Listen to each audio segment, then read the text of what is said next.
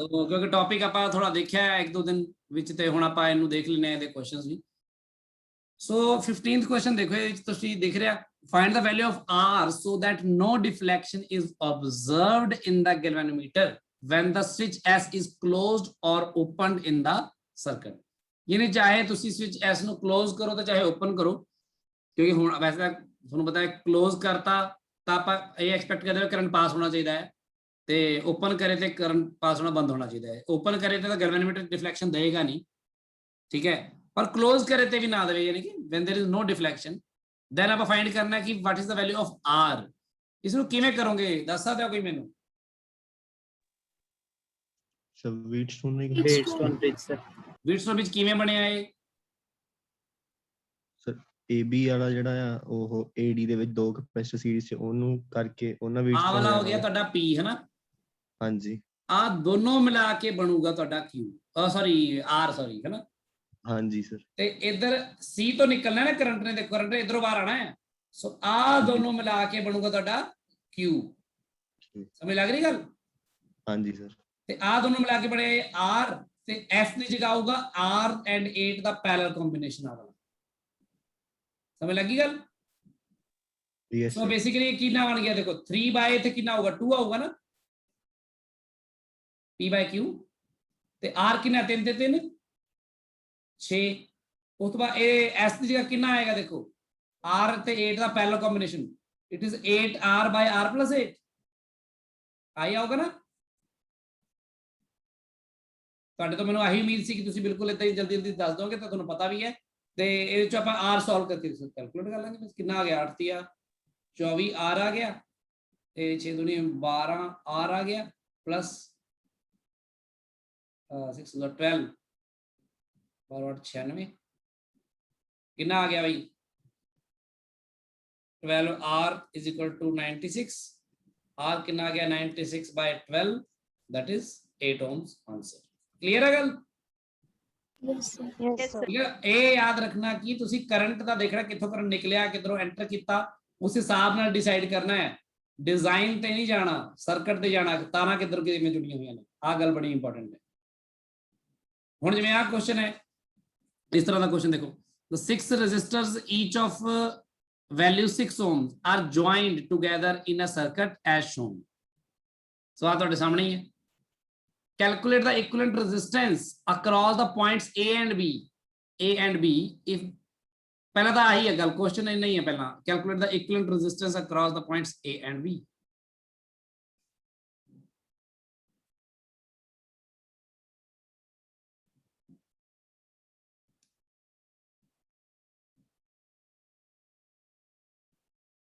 सो किवें आएगा देखो A ते B दे क्रॉस दसो ब्रांच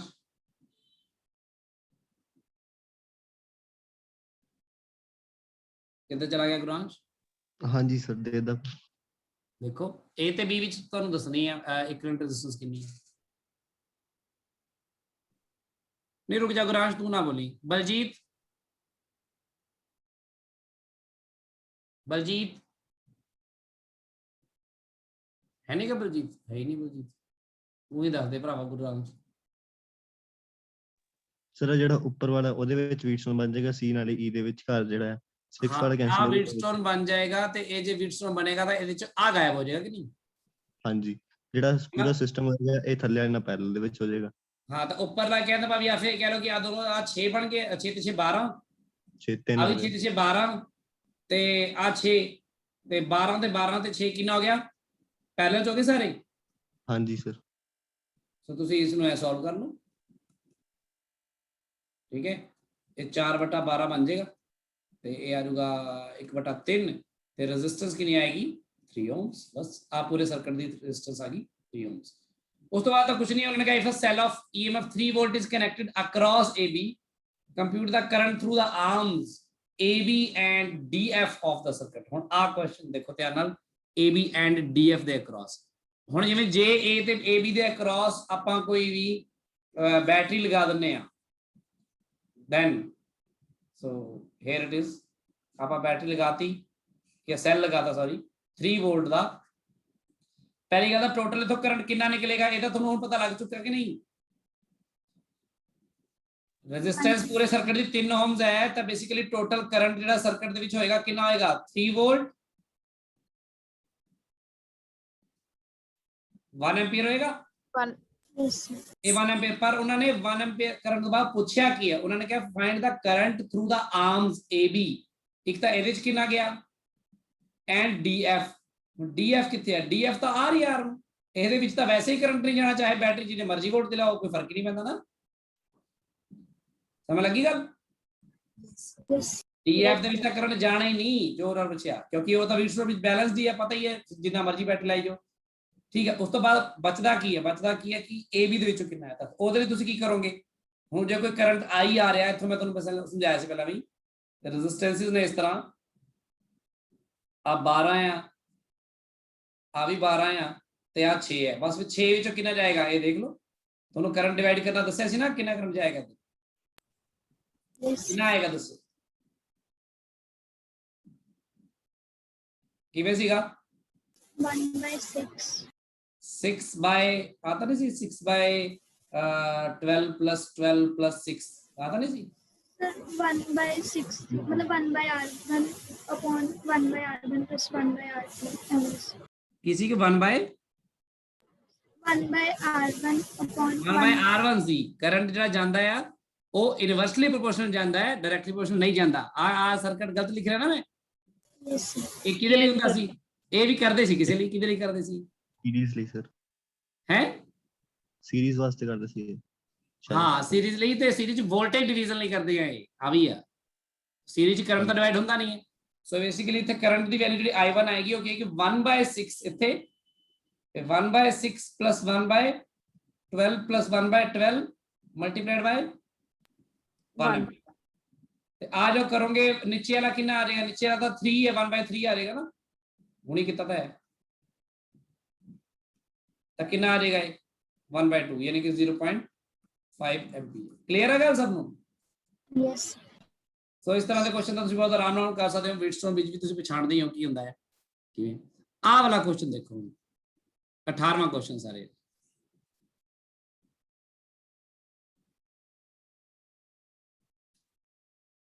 देखो in a meter the null point is found at distance of 40 centimeter from A if a resistance of 12 ohm is connected in parallel with S the null point occurs at 50 centimeter from A। ਹੁਣ ਤੁਸੀਂ ਸਮਝ ਲਓ ਇਹ ਗੱਲ ਆਪਣੇ ਆਪ ਹੀ ਕਿ ਆ ਜਿਹੜੀ S ਲਗਾਈ ਹੈ ਪਰਸਨਲ 12 ohm ਲਗਾਈ ਹੈ ਬਾਅਦ ਵਿੱਚ ਲਗਾਈ ਹੈ, ਤੁਸੀਂ ਇਹਨੂੰ ਪਹਿਲਾਂ ਹੀ ਨਾ ਕਾਊਂਟ ਕਰ ਲਿਓ ਹਨਾ।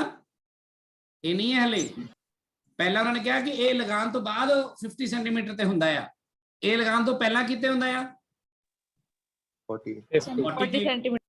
हाँ तो इतने आर के बारे में कोई जानकारी है ही नहीं है ना, आर तो नहीं, फिर जो भी आर है बटा एस है वो कितने बराबर होगा 40/60 होएगा ना।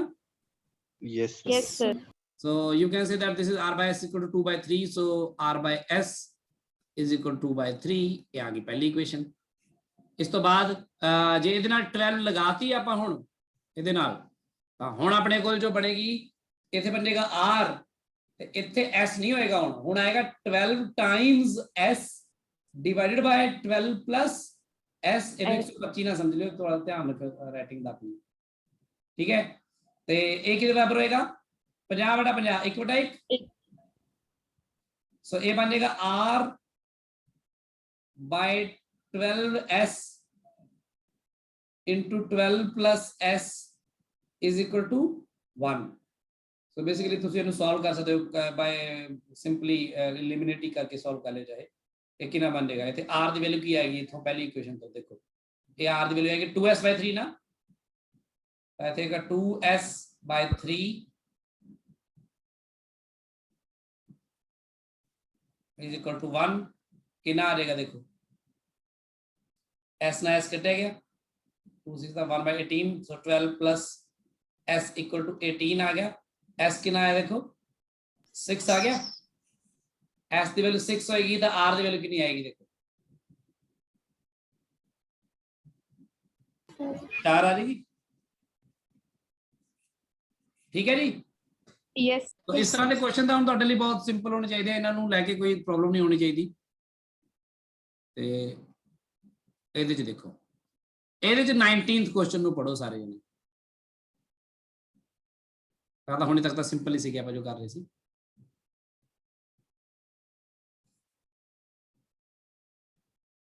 देखो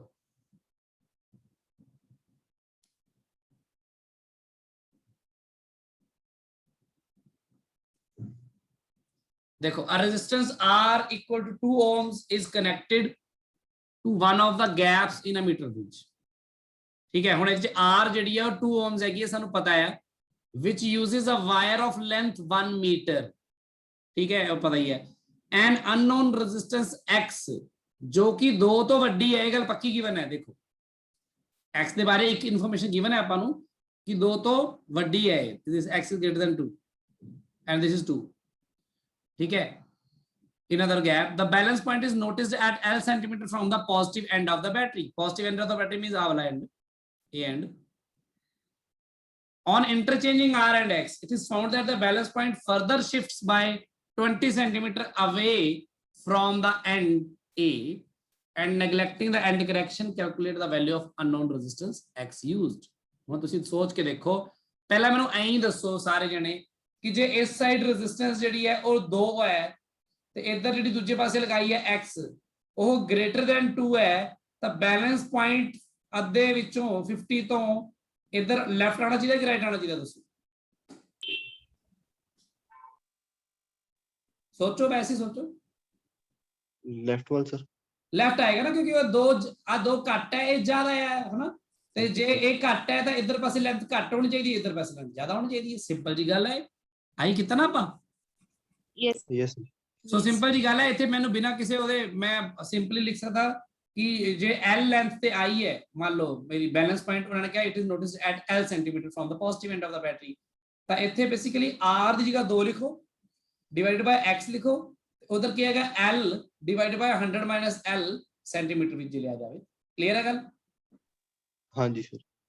ਹੁਣ ਉਹ ਕਹਿੰਦੇ ਜੇ ਆਪਾਂ L ਇੱਥੇ ਗੱਲ ਕਰ ਲਈਏ, ਮੰਨ ਲਓ ਆ L ਤੇ ਆ ਗਿਆ, ਆ ਐਂਡ ਪੁਆਇੰਟ ਇੱਥੇ ਆ ਗਿਆ, ਜੇ ਅਸੀਂ ਇਸ ਨੂੰ ਇੰਟਰਚੇਂਜ ਕਰਦੇ ਹਾਂ ਵੀ X ਨੂੰ ਇੱਧਰ ਕਰ ਦਿੰਨੇ ਆ ਤੇ R ਨੂੰ ਇੱਧਰ ਕਰ ਦਿੰਨੇ ਆ, ਤਾਂ ਪਹਿਲੀ ਗੱਲ ਤਾਂ ਇਹ ਬਣ ਜਾਊਗਾ X/2 ਹੈ ਨਾ, ਤੇ ਇੱਧਰ ਪਾਸੇ ਫਿਰ ਉਹ ਜਿਹੜਾ बैलेंस पॉइंट है वो further shifts by 20 centimetre away from end। देखो सब दस्या उन्होंने, obviously it has to be away from end, होना ही पड़ेगा ना, क्योंकि x इधर आ गई, होना x 2 तो बड़ी है, तो ये 20 सेंटीमीटर इधर जाएगा तो इस पासे कितना रह जाएगा? दोस्तों L + 20 हो जाएगा। यस। तो इधर कितना रह जाएगा? सोचो, इधर L + 20 हो गया अगर कोई भी, तो इधर पासे कितना रह जाएगा? 100 ਵਿੱਚੋਂ माइनस कर दो, 80 माइनस L, तो दोनों ਨੂੰ जोड़ के देखो फिर 100 बन रहा है नहीं? Yes. Yes। So H Y इतने की लिखता है L + 20 divide by 80 minus L। आ दूसरी क्वेश्चन आ गई, फाइंड आप X करनी है, पर मैंने ये लग रहा है कि X तो पहला इतने L फाइंड इजीली हो जाएगी, सो चाहे वो फाइंड कर लो पहला। ठीक है, क्योंकि की बन जाएगा फिर फर्स्ट। अच्छा पहला तो तुसी X/2 कर लो, ऊपरली भी X/2 कर लो, तो X/2 ऊपर की आएगा आ जाएगा। सो आ भी X/2 है, आ भी X/2 है, तो तुसी कंपेयर कर दो दोनों ਨੂੰ, ਇਹ ਇਕੁਏਟ ਕਰ ਦੋ, L + 20 by 80 minus L is equal to 100 minus L divided by L। कर दो, सॉल्व कर दो, L² + 20L is equal to कितना आ जाएगा? ये 8000 minus 80L minus 100L and plus L²। L² ना L² ना छड़ दो तुसी, ठीक है, कितना बन जाएगा? ये 180, इन्होंने दोनों मिला के इधर ले जाओ, 200L हो गया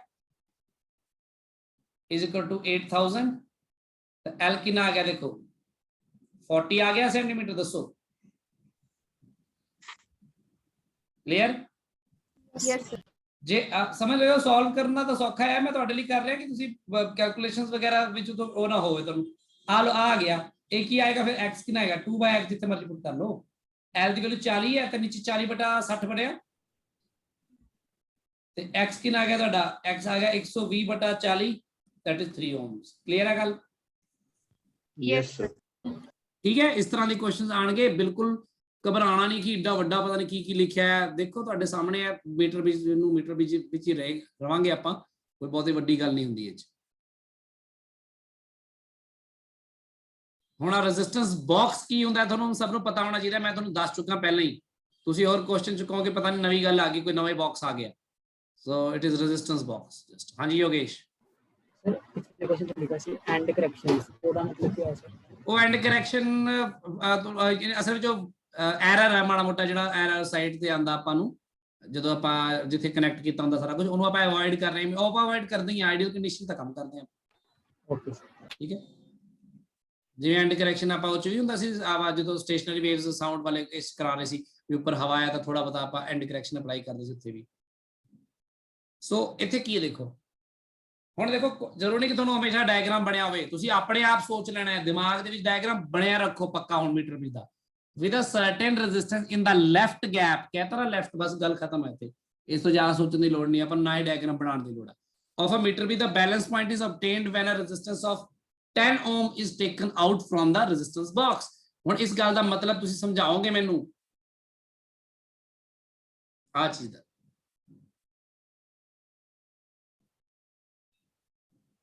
ਇਹਦਾ ਮਤਲਬ ਕੀ ਬਣਿਆ? ਮੈਂ ਰੈਜ਼ਿਸਟੈਂਸ ਬਾਕਸ ਕੀ ਹੁੰਦਾ, ਰਿਓਸਟੈਟ ਕੀ ਹੁੰਦਾ ਸਮਝਾਇਆ ਸੀ ਨਾ। Yes, sir.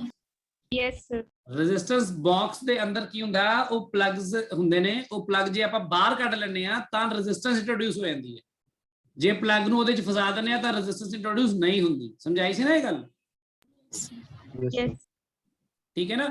ਉਹ ਪਲੱਗ ਇਸ ਤਰ੍ਹਾਂ ਦਾ ਹੁੰਦਾ ਆ, ਇਸ ਤਰ੍ਹਾਂ ਦਾ, ਜਿਵੇਂ ਕਹਿ ਸਕਦੇ ਹੋ ਤੁਸੀਂ ਕਿ ਆ ਮੰਨ ਲਓ ਗੈਪ ਹੈ ਇੱਕ, ਆ ਵਾਲਾ ਗੈਪ ਹੈ ਇੱਕ ਇਸ ਜਗ੍ਹਾ ਤੇ, ਇਸ ਤਰ੍ਹਾਂ ਤੇ ਇਸ ਦੇ ਵਿੱਚ ਕੀ ਹੈ, ਤਾਂ ਗੈਪ ਦੇ ਨੀਚੇ ਇੱਥੇ ਰੈਜ਼ਿਸਟੈਂਸ ਹੁੰਦੀ ਹੈ ਐ ਕਰਕੇ।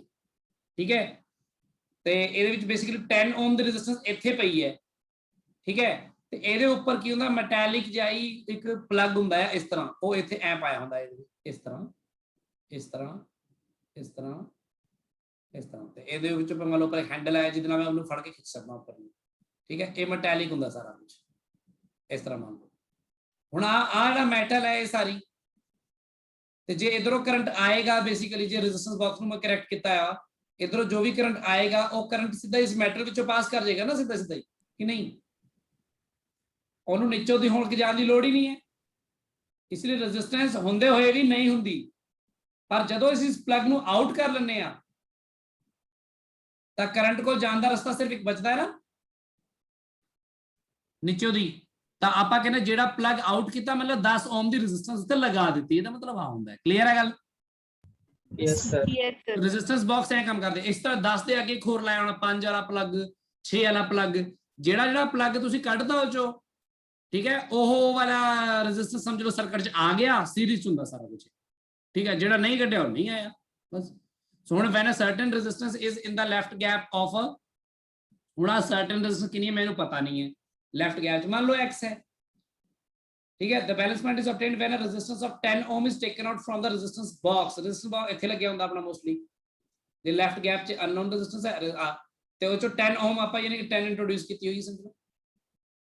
ਠੀਕ ਹੈ, on increasing the resistance from the resistance box by 12.5, ਸੋ ਜੇ ਤੁਸੀਂ resistance box ਨੂੰ 12.5 ਕਰ ਦਿੰਦੇ ਹੋ, by increase by ਯਾਦ ਰੱਖਣਾ, 2 ਨਹੀਂ, ਮਤਲਬ ਅਸੀਂ 12.5 ਨਹੀਂ ਕੀਤਾ, ਬਲ ਉਹਨੂੰ ਇਨਕਰੀਜ਼ ਕੀਤਾ by 12, ਯਾਨੀ ਕਿ ਉਹ ਚ 10 ਪਲੱਸ ਐਡ ਕਰਤਾ, ਯਾਨੀ ਅਸੀਂ 10 ਤੇ 2.5 ਇੱਕ ਹੋਰ ਐਡ ਕਰਤਾ ਸਮਝ ਲਓ।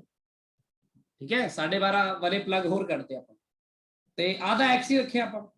ਤਾਂ ਇਹਦੇ ਨਾਲ ਹੁੰਦਾ ਕੀ ਹੈ, ਉਹ ਕਹਿ ਰਹੇ on increasing the resistance from the box by 12.5 the balance point shifts by 20 centimeter। ਇੱਥੇ ਨਾ ਇੱਕ ਗੱਲ ਦਾ ਆਪ ਧਿਆਨ ਰੱਖਣਾ ਪੈਂਦਾ, ਤੁਸੀਂ ਸੋਚ ਕੇ ਦੇਖੋ, ਇੱਧਰ ਜੇ x ਹੈ, ਇੱਧਰ 10 ਹੈ, ਇੱਧਰ ਮੰਨ ਲਓ ਬੈਲੈਂਸ ਪੁਆਇੰਟ L ਤੇ ਹੈ, ਤੇ ਇੱਧਰ 100 - L ਆਊਗਾ ਨਾ ਫਿਰ ਵਾਇਰ ਚ।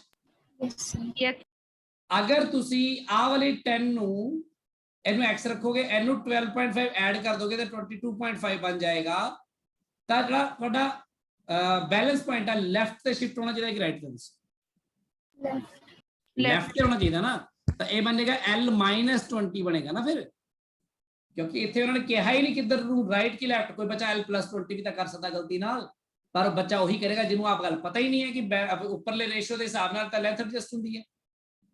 ਤਾਂ ਇਹ 20 ਲੈਫਟ ਨੂੰ ਜਾਏਗਾ L-20 ਤੇ ਇਧਰ 20 ਆਏਗਾ, ਇਧਰ 20 ਫਿਰ ਐਡ ਹੋ ਜਾਏਗਾ ਇਧਰ, ਇਹ ਕਿੰਨਾ ਹੋ ਜਾਏਗਾ 120 - L। ਕਲੀਅਰ ਹੈ ਗੱਲ?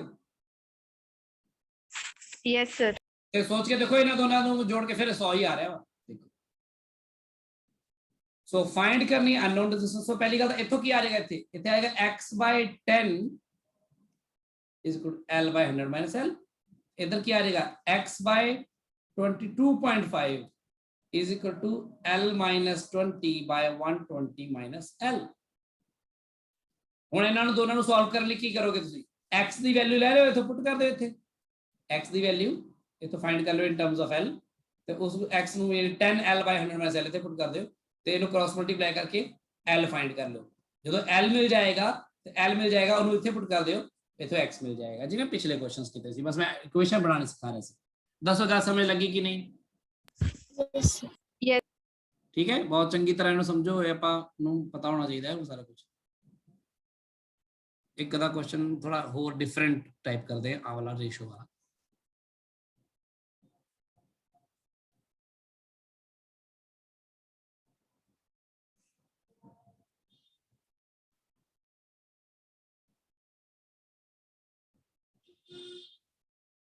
लो जी देखो, ये देखो क्या है, इन comparing the resistance of two coils P and Q, दो कॉइल्स ने P and Q with a slide wire bridge, और balance point is obtained when the sliding contact is 30 centimeter from zero end of the wire। so wire ਦਾ ਇੱਕ ਪਾਸੇ मतलब zero end है left side ਤੇ, ਉੱਥੋਂ 0 ਤੋਂ ਲੈ ਕੇ 30 centimeter ਤੇ ਜਾ ਕੇ ਆਪਾਂ ਨੂੰ balance point ਮਿਲ ਰਿਹਾ ਹੈ। resistances P and Q are interchanged, ठीक है। then the balance point is obtained at 120 centimeter from the same end। find the ratio of the resistances P and Q and the length of the bridge wire। देखो गल सुनो, metre bridge ਨੂੰ ਕਹਿ ਦਿੰਦੇ, ਤੁਸੀਂ ਕਹਿੰਦੇ मीटर ब्रिज है जी, metre length ਹੁੰਦੀ ਹੈ, ਜ਼ਰੂਰੀ ਨਹੀਂ मीटर लेंथ ਹੁੰਦੀ ਹੈ, ਉਹਦੀ ਲੈਂਥ ਦੀ ਵਾਇਰ ਦਾ ਤੁਸੀਂ ਜਿੰਨੀ ਵਾਇਰ ਦੀ ਲੈਂਥ ਜਿੰਨੀ ਮਰਜ਼ੀ ਲੈ ਲਓ ਨਾ ਤੁਸੀਂ, ਉਹ ਤਾਂ ਠੀਕ ਹੈ। मीटर ब्रिज ਆਪਾਂ ਜ਼ਿਆਦਾਤਰ ਬੋਲਦੇ ਹਾਂ मीटर ਲਈ, ਪਰ ऐसे स्लाइड वायर, इसलिए slide wire is better name, ਕਿ ਲੈਂਥ ਉਹਦੀ ਕੁਝ ਵੀ ਹੋ ਸਕਦੀ ਹੈ, ਮੈਨੂੰ ਨਹੀਂ ਪਤਾ ਉਹ ਕਿੰਨੀ ਹੈ। ਸੋ ਇੱਥੇ ਆਪਾਂ ਨੂੰ ਫਾਈਂਡ ਹੀ ਕਰਨ ਨੂੰ ਕਹਿਤਾ ਕਿ ਫਾਈਂਡ ਕਰੋ ਲੈਂਥ ਹੈ ਕਿੰਨੀ, ਤੇ ਦੂਸਰੇ ਪਾਸੇ ਸਾਨੂੰ ਕੀ ਕਿਹਾ, find the ratio of the resistances P and Q। So ratio find ਕਰਨ ਨੂੰ ਕਿਹਾ। ਪਹਿਲੀ ਗੱਲ ਤਾਂ ਇਹ ਹੈ ਕਿ ਹੁਣ ਇੱਥੇ ਆਪਾਂ ਲੈਂਥ ਜਿਹੜੀ ਹੈ ਵਾਇਰ ਦੀ ਉਹ ਮੰਨ ਲੈਂਦੇ ਆ L, ਕੁਝ ਤਾਂ ਮੰਨਾਂਗੇ, ਮੈਨੂੰ ਨਹੀਂ ਪਤਾ ਕਿੰਨੀ ਹੈ, ਪਰ ਬਸ ਉਹਨਾਂ ਨੇ ਆ ਕਿਹਾ ਕਿ ਜਦੋਂ ਤੁਸੀਂ P ਤੇ Q ਨੂੰ ਉੱਥੇ ਕੰਪੇਅਰ ਕਰ ਰਹੇ ਸੀ ਤਾਂ P ਤੇ Q ਨੂੰ ਲਗਾਉਣ ਤੇ ਜਿਹੜਾ ਤੁਹਾਨੂੰ ਜ਼ੀਰੋ ਐਂਡ ਤੋਂ ਕਿੰਨੇ सेंटीमीटर ਤੇ ਆਇਆ बैलेंस पॉइंट 30। ਤਾਂ ਇੱਕ ਇੱਥੇ 30 ਆਏਗਾ, ਇੱਥੇ ਕੀ ਆਏਗਾ, ਇੱਥੇ L-30 ਆਏਗਾ ਨਾ। Yes। L ਟੋਟਲ ਲੈਂਥ ਹੈ ਵੀ, ਤੁਸੀਂ ਨਾ ਕਨਫਿਊਜ਼ ਨਾ ਹੋ ਜਾਓ ਪਿਛਲੇ L ਨੂੰ ਲੈ ਕੇ, ਮੈਨੂੰ ਡਰ ਲੱਗਦਾ ਰਹਿੰਦਾ ਵੀ ਬੱਚੇ ਕੁਝ ਹੋਰ ਨਾ ਸੋਚ ਲੈਣ ਵੀ ਉਹ L ਆ ਵਾਲਾ L ਉਹ ਵਾਲਾ L, ਇਧਰ ਕੈਪੀਟਲ L ਲੈ ਲਓ ਫਿਰ ਪੂਰੀ ਲੈਂਥ, ਉਹ ਦੈਟ ਇਜ਼ ਬੈਟਰ। L-30 ਹੁਣ ਠੀਕ ਹੈ। दूसरे केस की किया उन्होंने, वो कहते हैं रेजिस्टेंसेस आर इंटरचेंज्ड, जे इंटरचेंज कर देंगे तो की होएगा Q/P, तो फिर बैलेंस पॉइंट जो कितने हो गया 120 centimetre from the same and हो गया ना, तो आएगा कि नहीं, देखो समय लगी गल की नहीं। Yes, sir. Yes, तो सानू sir. वही फाइंड करने क्या, P/Q फाइंड करो तो लेंथ फाइंड करो, पहला लेंथ फाइंड कर लो P/Q तो मिल ही जाएगा। ਲੈਂਥ ਫਾਈਂਡ ਕਰਨ ਲਈ ਅਸੀਂ ਕਿਵੇਂ ਕਰਾਂਗੇ, ਇਹਨਾਂ ਵਿੱਚੋਂ ਤੁਸੀਂ ਕਿਹਨੂੰ ਮਰਜ਼ੀ ਇਹਨੂੰ ਕਰ ਲਓ, ਇਹਨੂੰ P/Q ਬਣਾ ਲਓ ਇੱਥੋਂ ਪਹਿਲਾਂ ਤਾਂ। ਤਾਂ P/Q ਕੀ ਆਏਗਾ L-120/120 ਆਏਗਾ P/Q। So basically here it will be L-120 divided by 120, it will be equal to 30 minus L-30, cross multiply कर दो, ये बनेगा L ਦਾ square minus 30 times L minus 120 times L plus भारतीय 36 हो गया, 3600 हो गया, इज इक्वल टू कितना हो गया, आ भी 3600 हो गया है ना। Yes, sir. आता कैंसिल हो जाना 3600 ये बनेगा L स्क्वायर माइनस एक कितना आ जाएगा 150 L हो जाएगा equal to 0, L into L minus 150 is equal to 0। So L the value 0 या तो है ही नहीं वायर से, या फिर L इक्वल टू 150 सेंटीमीटर। तो आप केड़ी लवांगे 150 सेंटीमीटर। ਸਮਝ ਲੱਗੀ ਗੱਲ? Yes, sir. ठीक है, सो इथे 150 सेंटीमीटर जब L आ गई तो L नु इथे पुट करो, की आएगा P और Q का रेशो देखो, आ जाएगा, देखो 1:4 आ रहा है, देखो 30/120 हो गया ना, Yes. तो बस फिर आ गया 1/4। सो ਇਹਦਾ ਮਤਲਬ ਇਸ ਤਰ੍ਹਾਂ ਦੇ ਕੁਐਸਚਨ ਦੇਖੋ ਬਹੁਤ ਸਿੰਪਲ ਚੀਜ਼ਾਂ ਨੇ। ਗੱਲ ਇਹ ਹੈ ਕਿ ਤੁਹਾਨੂੰ ਜੋ ਗਿਵਨ ਹੈ ਤੁਸੀਂ ਬੜੀ ਤੇਜ਼ੀ ਨਾਲ ਉਹਨੂੰ ਲਿਖਣਾ ਹੈ, ਇਕੁਏਸ਼ਨ ਨੂੰ ਜਲਦੀ ਸੋਲਵ ਕਰਕੇ ਇਹਨੂੰ ਪਰੇ ਮਾਰਨਾ ਹੈ, ਇਹਨੂੰ ਇਹ ਕੋਈ ਬਹੁਤਾ ਤਵੱਜੋ ਦੇਣ ਦੀ ਲੋੜ ਨਹੀਂ ਹੈ ਕਿ ਤੁਸੀਂ ਉਹਨੂੰ ਡਾਇਗਰਾਮ ਬਣਾਉਣ ਬੈਠ ਜਾਓ ਜਾਂ ਇਹਦੇ ਬਿਨਾ ਹੋਏਗਾ ਨਹੀਂ, ਤਾਂ ਕੋਈ ਸਾਡੇ ਤੁਹਾਡੇ ਸਾਹਮਣੇ ਹੁਣ ਤੁਹਾਨੂੰ ਸਮਝ ਆਉਣ ਲੱਗੀ ਗੱਲ, ਸਾਹਮਣੇ ਲਿਖੀ ਜਾ ਰਿਹਾ ਮੈਂ ਸਾਰਾ ਕੁਝ।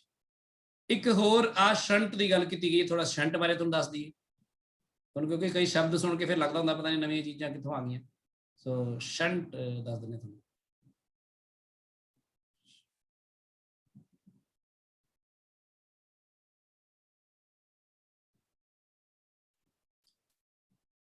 किताब तो जो पढ़िया किसी ने शंट बारे कुछ सुनिया किसी ने? शंट किसनों कहंदे है? No, sir. ਹੁਣ ਮੇਰੀ ਗੱਲ ਸੁਣੋ ਬੜੇ ਧਿਆਨ ਨਾਲ। ਪਹਿਲਾਂ ਸ਼ੰਟ ਵੈਸੇ ਦੱਸਣਾ ਕੀ ਹੁੰਦਾ। ਜੇ ਮੰਨ ਲਓ ਤੁਸੀਂ ਕਿਸੇ ਵੀ ਜਗ੍ਹਾ ਤੋਂ ਕਿਸੇ ਵੀ ਵਾਇਰ ਵਿੱਚੋਂ ਕਰੰਟ ਪਾਸ ਕਰ ਰਹੇ ਹੋ, ਕੋਈ ਵੀ ਰੈਜ਼ਿਸਟੈਂਸ ਹੈ, ਬਹੁਤ ਜ਼ਿਆਦਾ ਰੈਜ਼ਿਸਟੈਂਸ ਕੋਈ ਹੈਵੀ, ਯਾਨੀ ਆਰ ਕਾਫੀ ਲਾਰਜ ਹੈ, ਤੇ ਜੇ ਤੁਸੀਂ ਉਹਦੇ ਨਾਲ ਇੱਥੇ ਪੈਰਲਲ ਦੇ ਵਿੱਚ ਕੋਈ ਵੀ ਲੋ ਰੈਜ਼ਿਸਟੈਂਸ ਪਾਥ ਦੇ ਦਿੰਦੇ ਹੋ ਉਹਨੂੰ, ਲੋ ਰੈਜ਼ਿਸਟੈਂਸ, ਠੀਕ ਹੈ, ਤਾਂ ਕਿ ਜਿਹੜਾ ਕਰੰਟ ਆ ਕੇ ਪਹਿਲਾਂ ਆਰ ਵਿੱਚੋਂ ਲੰਘ ਰਿਹਾ ਸੀ, ਹੁਣ ਆਰ ਵਿੱਚੋਂ ਬਹੁਤ ਥੋੜਾ ਜਿਹਾ ਹੀ ਜਾਵੇ ਤੇ ਜ਼ਿਆਦਾ ਸਾਰਾ ਕਰੰਟ ਨੀਚੋਂ ਦੇ ਨਿਕਲ ਜਾਵੇ। ਸਮਝ ਲੱਗੀ ਗੱਲ? Yes, sir. ਤਾਂ ਇਹਨੂੰ ਕਹਿੰਦੇ ਸ਼ੰਟ। ਆ ਜਿਹੜਾ ਨੀਚੇ ਲੱਗਿਆ ਨਾ ਇਹ ਪੈਰਲਲ ਦੇ ਵਿੱਚ, ਇਹਨੂੰ ਕਹਿੰਦੇ ਆ ਐਸ ਫॉर ਸ਼ੰਟ। ਕਈ ਵਾਰ ਆਪਾਂ ਪੰਜਾਬੀ ਜਿਹਾ ਬੋਲਦੇ ਨੇ ਸ਼ੰਟ ਕਰਦੇ ਯਾਰ ਉਹਨੂੰ, ਆ ਸਰਕਟ ਨੂੰ, ਆ ਰੈਜ਼ਿਸਟੈਂਸ ਸ਼ੰਟ ਕਰਦੇ। ਸ਼ੰਟ ਕਰਦੇ ਮੀਨਸ ਉਸ ਰੈਜ਼ਿਸਟੈਂਸ ਦੇ ਨਾਲ ਪੈਰਲਲ ਚ ਕੋਈ ਇਦਾਂ ਦੀ ਲੋ ਰੈਜ਼ਿਸਟੈਂਸ ਲਾ ਦੇ ਵੀ ਜਿਹੜਾ ਜ਼ਿਆਦਾਤਰ ਕਰੰਟ ਥੱਲੋਂ ਦੀ ਨਿਕਲ ਜੇ ਤੇ ਉੱਪਰੋਂ ਆਰ ਵਿੱਚੋਂ ਨਿਕਲੇ ਹੀ ਨਾ, ਇਹਨੂੰ ਕਹਿੰਦੇ ਸ਼ੰਟ ਕਰਨਾ। So this is called shunt, ਠੀਕ ਹੈ। ਇਹ any low resistance attached in parallel is called, ਤੁਸੀਂ ਇਹ ਕਹਿ ਸਕਦੇ ਹੋ ਕੋਈ ਵੀ ਲੋ ਰੈਜ਼ਿਸਟੈਂਸ ਲੋ ਹੀ ਹੋਣੀ ਚਾਹੀਦੀ ਹੈ, ਹਾਈ ਹੋਏਗੀ ਤਾਂ ਫਿਰ ਤਾਂ ਮਤਲਬ ਕੋਈ ਨੀਚੋਂ ਕਰੰਟ ਬਹੁਤਾ ਜਾਏਗਾ ਨਹੀਂ, ਫਿਰ ਤੂੰ ਲਾਈ ਕਿਉਂ, ਫਿਰ ਉੱਪਰੋਂ ਲੰਘ ਜਾਣ ਦਿੰਦੇ ਸਾਰਾ। ਜਦੋਂ ਅਸੀਂ ਕਿਸੇ ਚੀਜ਼ ਨੂੰ ਬਚਾਉਣਾ ਹੈ ਬਹੁਤ ਹੈਵੀ ਕਰੰਟ ਤੋਂ, ਅਸੀਂ ਨਾਲ ਸ਼ੰਟ ਕਰ ਦਿੰਦੇ ਹਾਂ ਨੀਚੋਂ ਦੀ, ਠੀਕ ਹੈ ਜੀ ਗੱਲ। Yes, sir. ਜਿਵੇਂ ਡੈਮ ਟੁੱਟਣ ਵਾਲਾ, ਆਪਾਂ ਕਹਿੰਦੇ ਡੈਮ ਟੁੱਟਣ ਵਾਲਾ ਬਈ ਡੈਮ ਦੇ ਸਾਈਡ ਤੋਂ ਕਿਤੋਂ ਨਾ ਪਾਣੀ ਪੂਣੀ ਥੋੜਾ ਹੋਰ ਨਿਕਲਣ ਦਾ ਰਸਤਾ ਬਣਾਓ ਵੀ ਡੈਮ ਤੇ ਭਾਰ ਨਾ ਪਵੇ, ਉਦੋਂ ਦੀ ਪਾਣੀ ਨਿਕਲ ਜੇ, ਨਹੀਂ ਤਾਂ ਡੈਮ ਟੁੱਟ ਜਾਣਾ ਸਾਡਾ। In a simple Wheatstone bridge circuit where the length AB of the bridge wire is 1 meter, the resistors X and Y have values 5 and 2 respectively। अच्छा तो फिगर भी हैगी है दी 2B 50। चलो पढ़ लो पहला तुसी फिर फिगर दिखा देने तुहानू। आ देखो समझ लग रही गल? आई है सिंपल। आ एक्स ते वाई है ने 5 ते 2 ते आ नीचे वो लग्या है अपना ए बी, अपनी वायर जिहड़ी है रेजिस्टेंस वायर केड़ी है इस दस सकदा कोई? आई है ना, ठीक है। Yes, sir. आ जिहड़ी आ तां कंडक्टिंग वायर आ कंडक्टिंग, आ येलो वाली जिहड़ी दिखा रहे ये कंडक्टिंग वायर है। देखो बनी तो उदा ही हुई है, पर तुहानू दिमाग च क्लियर होना चाहिए भी आ कंडक्टिंग वायर है येलो वाली। आहा ऊपर वाली वायर भी कंडक्टिंग है, आहा भी कंडक्टिंग है, इत्थे तो लैके इत्थे तक आ भी कंडक्टिंग है, आ भी कंडक्टिंग है, आ भी कंडक्टिंग है, ते आ भी कंडक्टिंग है, ते आ भी कंडक्टिंग है। सारी येलो वाली कंडक्टिंग वायर्स ने, सिर्फ रेड वाली वायर जिहड़ी च रेजिस्टेंस है जिहड़ी आपां गल कर रहे हैं, ठीक है। सो आ सर्किट तुसीं देख लिया, हुण आपां वापस आए ने उत्ते कर लांगे गल। देखो in a simple video where the length AB of wire is 1 meter, the resistors X and Y have values 5 and 2 respectively. When X is shunted, ਹੁਣ ਤੁਸੀਂ ਦੇਖੋ shunted ਇਹਨਾਂ ਨੇ shunt ਸ਼ਬਦ ਨੂੰ as a ਦੱਸਿਓ ਵੀ ਅੰਗਰੇਜ਼ੋ shunt ਸ਼ਬਦ ਨੂੰ ਇੱਥੇ as a verb use ਕੀਤਾ ਕਿ as a noun? Verb. ਚਲੋ ਸ਼ੁਕਰ ਹੈ ਅੰਗਰੇਜ਼ੀ ਦਾ ਤੁਹਾਡੀ ਮੇਰੇ ਨਾਲੋਂ ਠੀਕ ਆ। When X is shunted by a length of a wire, the balance point is found to be this much meter from A. What is the resistance of the shunt? So ਉਹਨੂੰ shunt ਕੀਤਾ ਸੀ by a length of wire। ਆਪਾਂ shunt ਦੀ value find ਕਰਨੀ ਹੈ basically, ਜਿੰਨੀ ਵੀ ਉਹ ਨਾਲ ਲਗਾਈ ਹੈ। shunt ਵਾਇਰ ਹੈ ਬੇਸਿਕਲੀ, ਯਾਨੀ ਜਿਵੇਂ ਮੈਂ ਆ ਲੋ ਰੈਜ਼ਿਸਟੈਂਸ ਪਾਥ ਦੀ ਜਿਹੜੀ ਮੈਂ ਗੱਲ ਕਰ ਰਿਹਾ ਸੀ, ਉਹ ਕੋਈ ਵਾਇਰ ਵੀ ਤਾਂ ਹੋ ਸਕਦੀ ਹੈ ਨਾ, लो रेजिस्टेंस वाली, समझ आ Yes, गई sir. गल कि नहीं?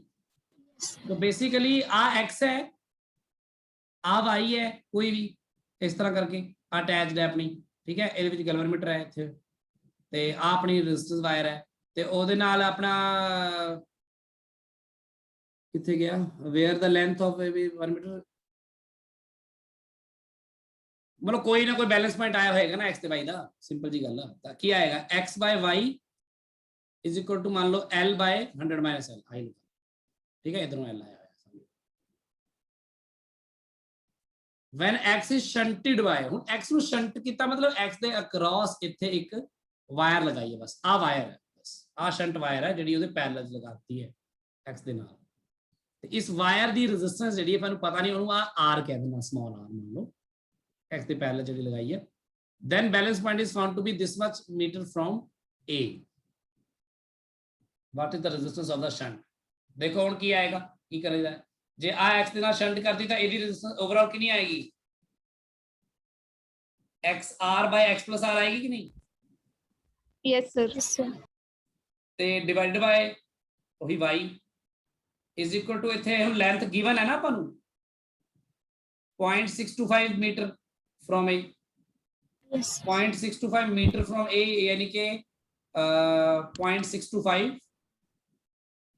डिवाइड बाय 1 मीटर ਵਿੱਚ ਲਿਖਤੀ ਨਾ ਇਹਨਾਂ ਨੇ, ਸੈਂਟੀਮੀਟਰ ਵਿੱਚ ਲਿਖੀ, ਇਹਨੂੰ ਵੀ ਬਾਅਦ ਮੀਟਰਾਂ ਵਿੱਚ ਕਰ ਲਾਂਗੇ ਆਪਾਂ।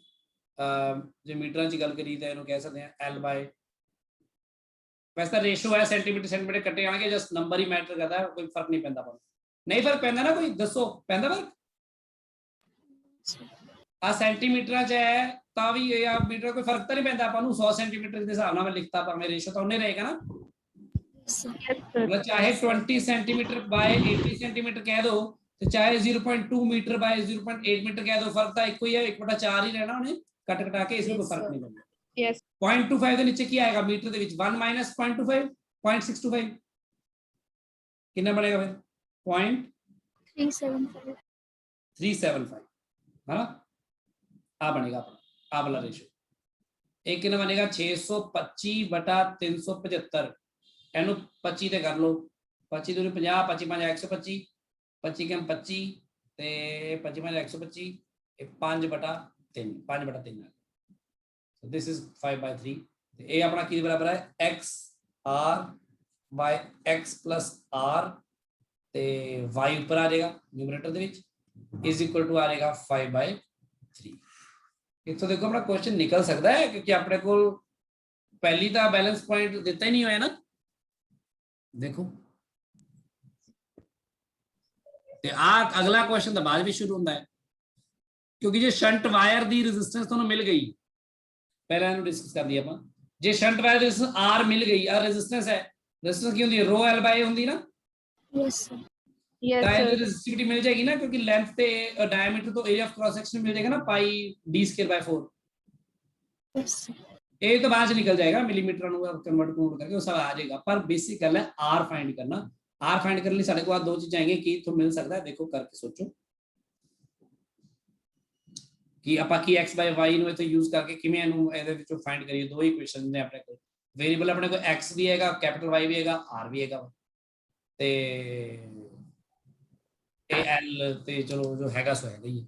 ਸੋਚੋ ਸਾਰੇ ਜਣੇ ਇਹਦੇ ਬਾਰੇ, ਦਿਮਾਗ ਲਾਓ ਕੀ ਕਰ ਸਕਦੇ, ਜਾਂ ਕੋਈ ਹੋਰ ਇਕੁਏਸ਼ਨ ਵੀ ਨਿਕਲ ਸਕਦੀ ਇਹਦੇ ਵਿੱਚ, ਸੋਚੋ। ਕੁਐਸਚਨ ਤੁਹਾਡੇ ਸਾਹਮਣੇ ਲਿਖਿਆ ਹੈ, ਸਾਰੇ ਸੋਚੋ।